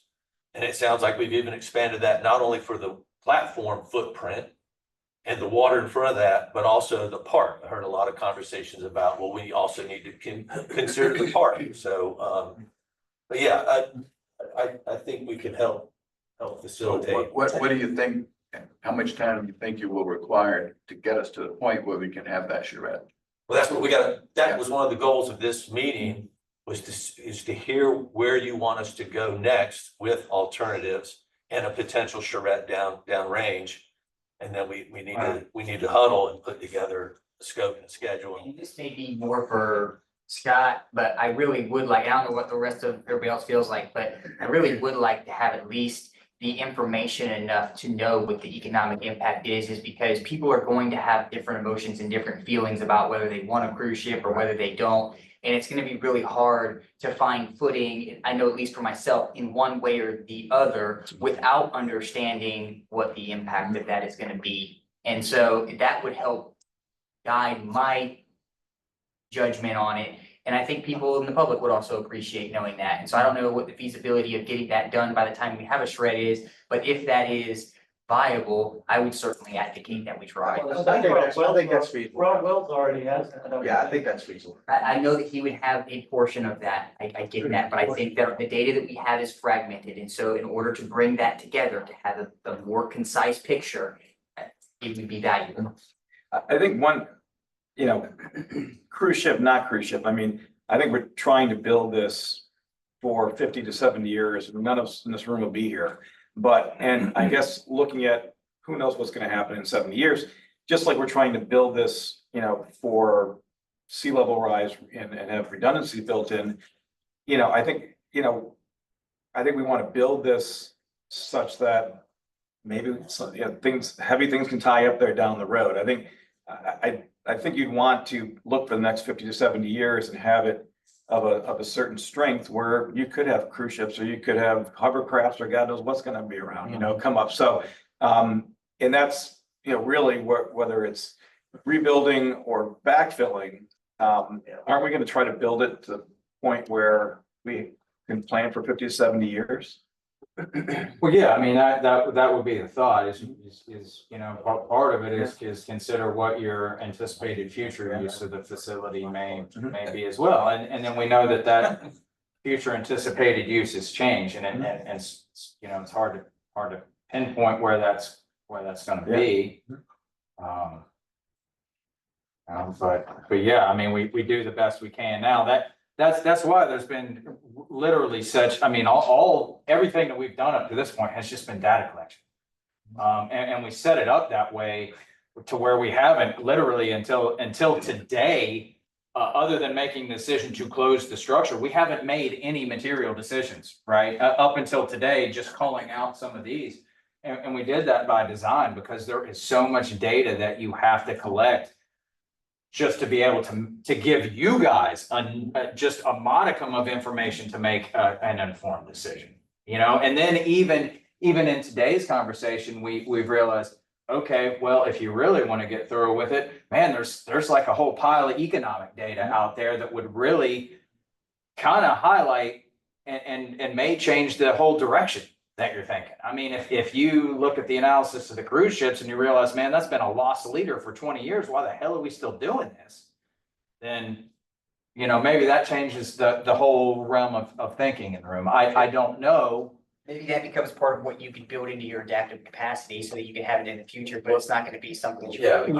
I would call that adaptive use. Yeah. Adaptive use. Yeah. Adaptive capacity would pertain to future flood risk mitigation and the ability to rapidly address that adaptively, whereas what you're talking about is the use. And I don't think from an engineering and design and construction standpoint, the difference in designing a replace in kind with or without cleats, you could design it without cleats today, but have it built in such or designed in such a way that you could add cleats to it if that community in the future decides that they want to entertain. I think it's two different questions. Cruise ships is basically a decision, on one hand, but I think just building it such that 50 to 70 years from now, it can accommodate whatever we want to accommodate, I think is the key. Yeah, the cruise ships are red herring at the moment. Don't let that stop us from understanding. No, and that's fine. That is a question that was specifically one that I asked to you guys, because I know it was going to be somewhat contentious and also just kind of a loose end out there that will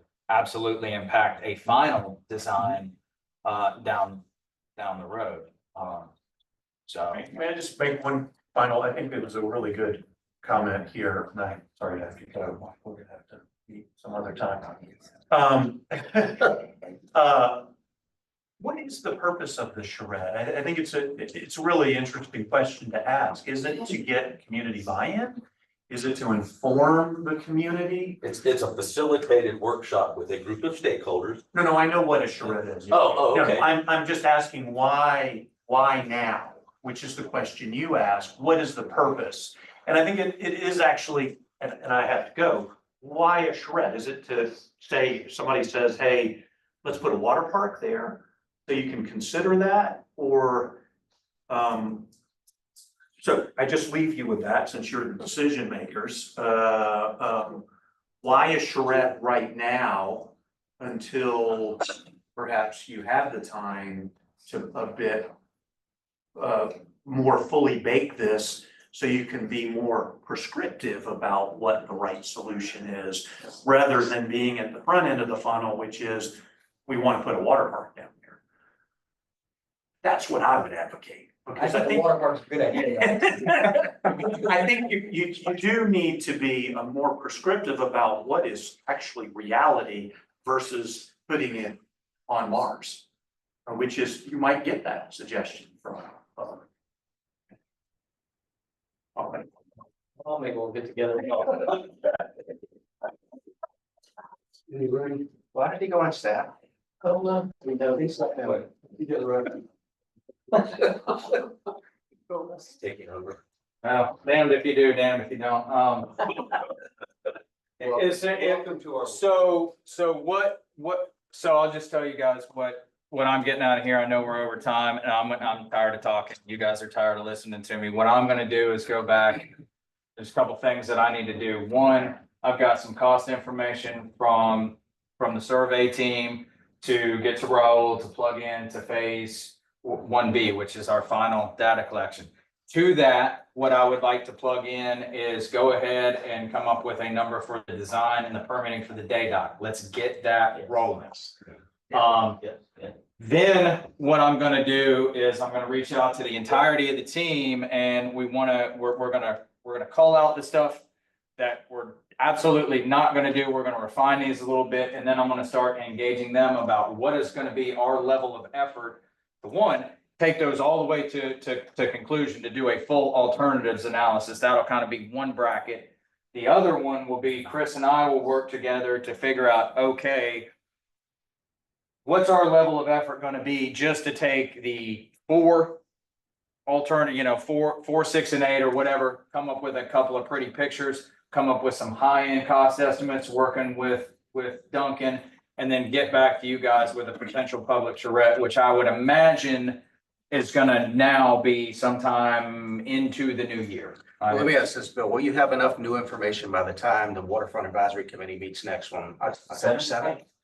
To make it worth your while to come and talk to them, to give them additional information that way, because they've got a report they've got to give city council in October. And I would imagine one of the elements of that report would be with regard to the public charrette, timing, elements of the charrette and that type of thing. So will you have any additional information that you could share with them on the 7th, or should they go forward with what they know now? On the 7th, I would probably say go forward with what you know now, because I still am gonna tie in the regulatory bodies, right? That's another loose end. That's another, I'll throw some money in there for that and get just like, we'll call it a pre-application meeting is essentially what we're gonna do. Is it like the meeting to have a meeting type of thing? We all know what that's like. But necessary step. If between now and the 6th, there is something that materially changes, I will let you know. Otherwise, my plan will be, I'll kind of summarize what we discussed in here, Raul. Kind of how we've called it down, and then the direction that we want to take, right? Because with our initial proposal, we said, hey, it's going to be like this: phase 1A, phase 1B, phase 2, phase 3, then we're going to build it. It ain't turning out like that, right? We all know the wheels of government work slow, and then you have all these other little, oh, and did you consider that? And oh, what about the park and the marina and all the cost of, the economic stuff? Whatever, those have cropped up and somewhat rearranged it a little bit, but we'll try to bring it all back on seamlessly in this, phase 1B. When you do your prep for your presentation to a public charrette, I would caution you not to put in slides of New York City. No. I'm telling you, try to do something that's realistic to the culture of Beaufort. Okay. We certainly will. And that's, Thank you, man. and look, so the reality is we will probably, obviously, before we have a public charrette, like all these meetings are considered public meetings that we're having with the Waterfront Committee, right? So we're gonna continue to have these public meetings. But I think before we have a formal charrette, at the very least, Chris and I would come down with what we anticipate on presenting and the format that we anticipate on presenting, and get your all's buy-in, because we're representing you. Right. Sitting here at the table, and you guys got to be comfortable with how we're going to represent you. So, that'll be That question, unless it flies in the face of transparency and public opportunity, do we still feel like, or is it necessary to have a meeting where we formally provide direction, or would time be better utilized if we push the presentation until we did have more information, being that we just had Which presentation you're talking the presentation from WAC to council? That's entirely up to the committee. If you want to push that, then this is the opportunity to talk about it with council. We can live up to that schedule because the presentation is going to be pretty simple. The presentation with respect to the waterfront park, which consists simply of status report at this point. Not much more we can say. And we could have another presentation. But at least it would inform public who's participating in or watching that meeting of council. They would essentially get a concise, consolidated of what we just got. Perhaps just a brief description of where we are procedurally and that there will be. Preferences. But then the only difference would be in a formal city council meeting. The question is. That'd be the only difference. That's why I'm questioning the value. I mean, we meet once a month, you know, so is time better utilized extending that? Or is there value in basically having another discussion, a lot like what we just had, in keeping with the agenda that we already have? It's not gonna be much more than this. This is public. This is memorialized on the website. If we certainly feel like there's value in doing it, then let's keep that trajectory, but I just question if the value of it. Yeah, the only thing that we could tell. Yeah. Well, that's the question. I'll ask them right now. Right. That's the. You tell the public. Which this is public meeting. If you propose, what are you thinking of getting in between them? Well, certainly there would be more information in 2 or 3 months from now. Okay, 2 or 3, I was thinking if you talk about the plant, that's not. No. Well, don't forget there are other elements of the waterfront park that this committee is looking at. Yeah, we need to talk. The lease concerns, the operation of the marina and those types of things, which are tertiarily tied to this, but are separate, that will probably be included in the ultimate report. So For I'll the just leave that out to the committee for the as well. 14th, you're saying? Right. Okay. Yeah, well, if that's the case, then there would be value potentially. Yeah, but I think I would envision that report as being heavily focused on items that have been discussed in executive session. That's what I'm. Okay.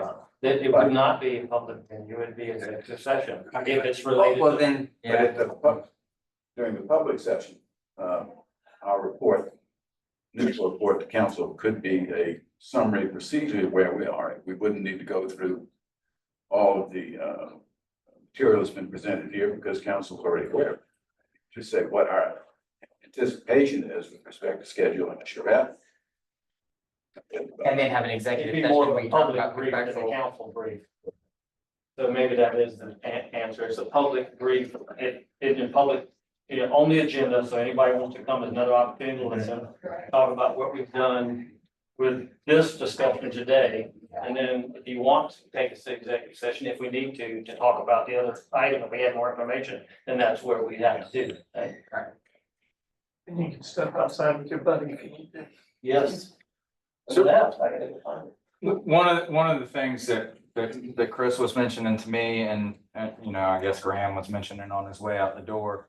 And, you know, my Dan, if you do, Dan, if you don't comment, but one of them is, you know, do we engage the public before we, you know, as I had stated, sometime maybe February or something of next year, once we have these, you know, basically enough time for us to look at them, come up with some really high-end cost estimates and do some renderings and get their opinion then?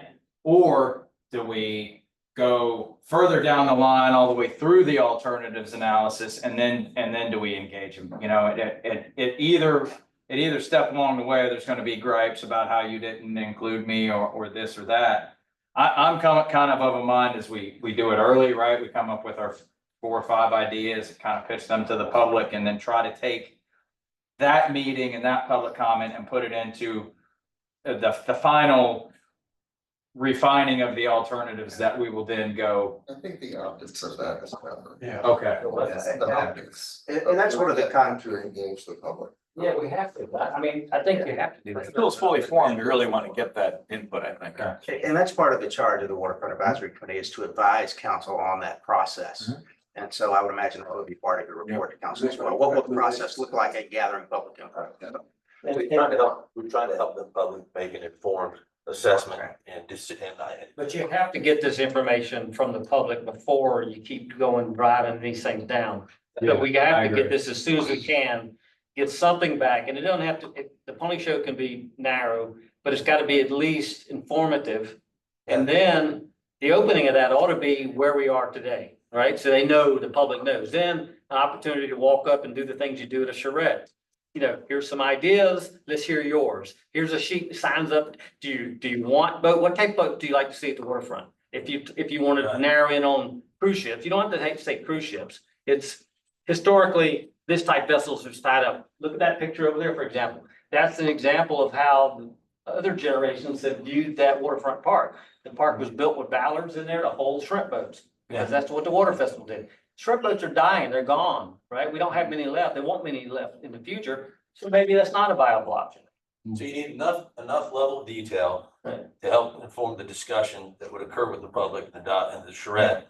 You don't want to go too far down the road with all these details that you're gonna have to rewind back. Yeah, and if So they decide like Mr. Trash comment, if they want to be a Mars, well, I hope not, but that's what happens in charrettes though. Sure. You will get that and it might be one person saying it. If that one person says, does that mean that's what we're doing? No, But but the it's, structural part of this, why does the public even need to know about the structural part of it? no, not, they don't need to get in the weed on that. What they need to understand is And that, that's what we're asking right now. Yeah. We've already decided that we want the wall, we don't want to reduce it in any way. You want either a bulkhead and fill it in, or we want a a wall about halfway at that 24-foot mark, and then build a promenade that people can walk down. The only thing that the public needs to be involved in is what they want in the landscaping, what they want it to look like, and then the other key thing that you just said is that they want boats tied up there. But still, the boats can come later, as you said earlier. We can fix that all with dolphin piles, with putting a tie up in the front. That has nothing to do with what we're trying to build right now. but it's a political reason too. Absolutely, But you have to have this comment period so that we don't have people like happened today come in and say we haven't been doing anything. But not to move forward in the structural part though. I'm not talking about I'm not talking about getting in the weeds on the structure. Right, so that's what we need to move forward with, because that's where the meat of the cost of this thing is. Because I The think meat of the cost is what we're gonna put underneath everything that the public can see. if I was on this committee and I was coming to a public hearing, I'd say, okay, as John Q taxpayer, what do these cost? Am I gonna be hit with additional taxes? Where's the money coming from? And I think that's something we need to. That's what I'm trying to get at. If we knew, if you said, let's try to build a seawall in the front, and I think that's what we're trying to get at here in this meeting. We're gonna build a wall in the front, we're gonna fill it in. We need to look at that and get that number. Now, I don't know what's gonna be on top of it, what it's gonna look like, your trees, whatever you wanna do in the landscaping part of it. Or are we gonna come back and demo everything off, cut it where at 36 foot back, and we just put a walking promenade, and there's no plantings or nothing on that. That's 36 feet. Or do we come halfway at 24 foot, build a sheet pile wall there, and then you can put anything you want to on that. You can plant your trees, you can build your buildings, you can do whatever.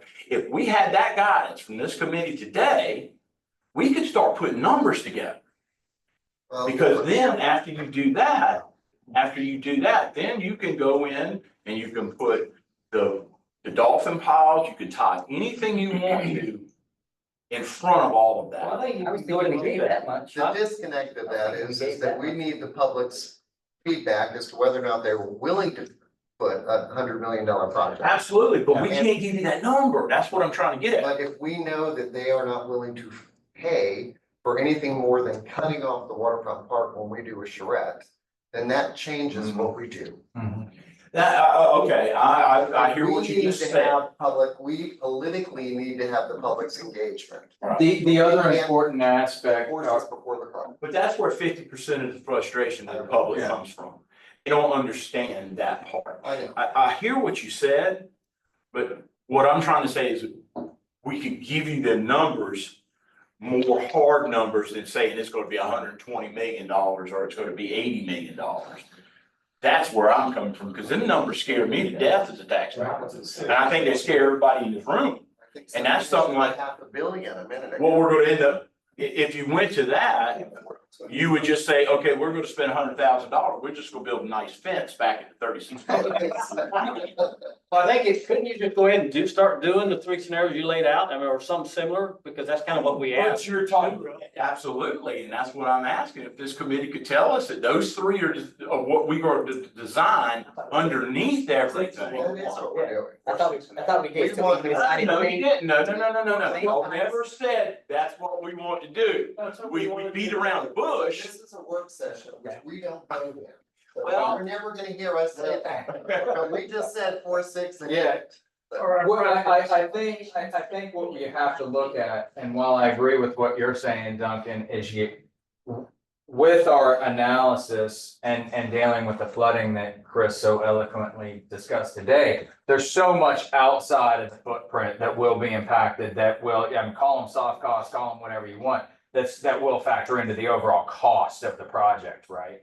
So while we could probably give them a good hard number, maybe tomorrow you and I could sit down with a napkin and come up with, okay, we gotta have 618-inch piles, and we could I do can come up with that. that number in about 2 weeks. But I think some of the rest of it, when you're coming into, okay, well, now we'd have to raise the elevation of the park, the parking area, we have to And address that's that, the the whole thing seawall. where the And public comes in. and that's where we're getting to is look, we have to have that, because I can't come in here and tell the city, hey, yeah, we can rebuild the relieving platform for $100 million. They go get a loan for $100 million. The bids come back in that didn't consider the fact that we got to do $100 million worth of work to the parking lot, to the marina, to the drainage, Yeah. to the rest of the park. So now, my number of $100 million is only half of what you guys need to actually do that alternative. And I think, But all of us in this room know that what's going to end up happening, we're going to end up building it back to right where it's at and fixing it. And nothing else is going to be touched. I was thinking that the consensus was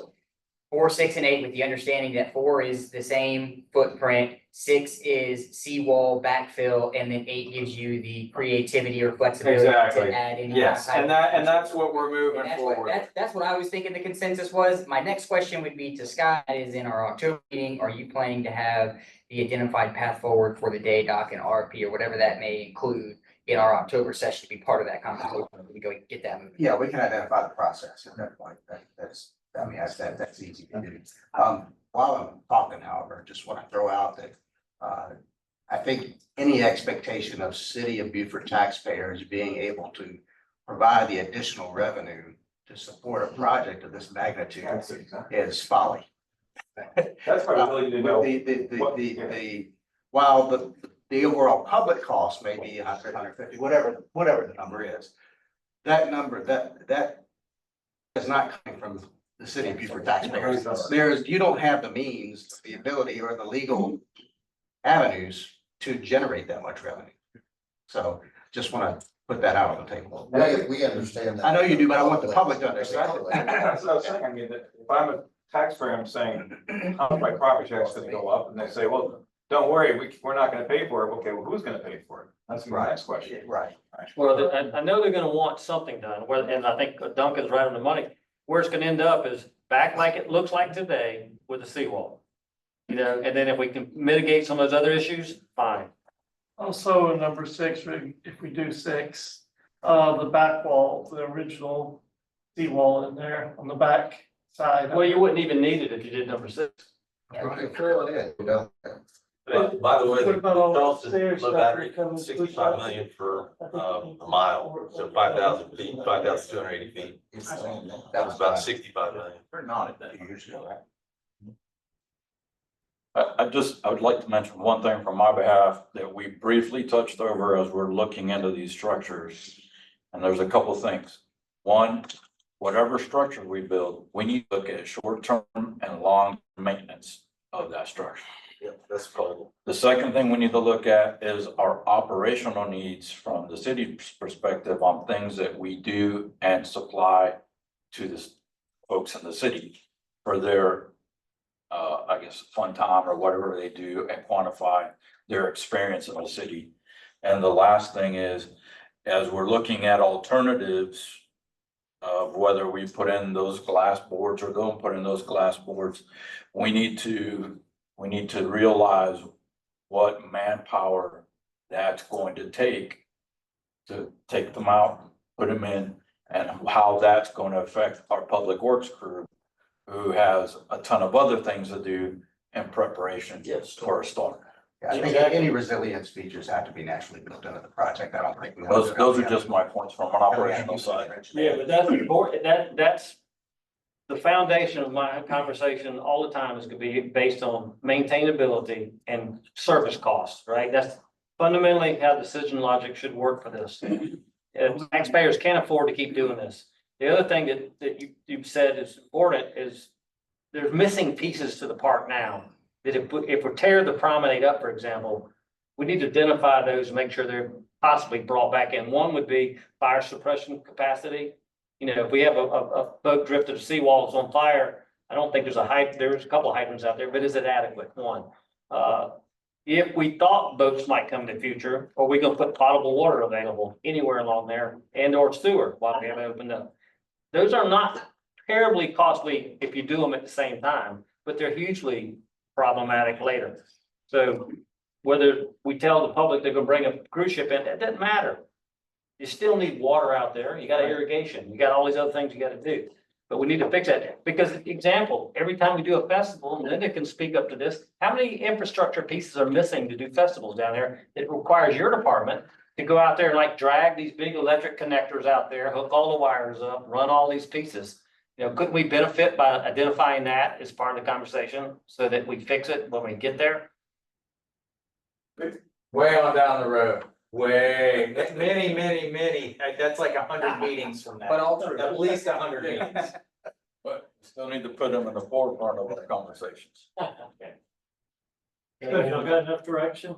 Yes, sir. Thank you. We got plenty. I mean, we got direction upon direction. Yes. Thank you for your time. During the meeting, so we can go have lunch. Okay, thank you. Thanks for getting me. All right.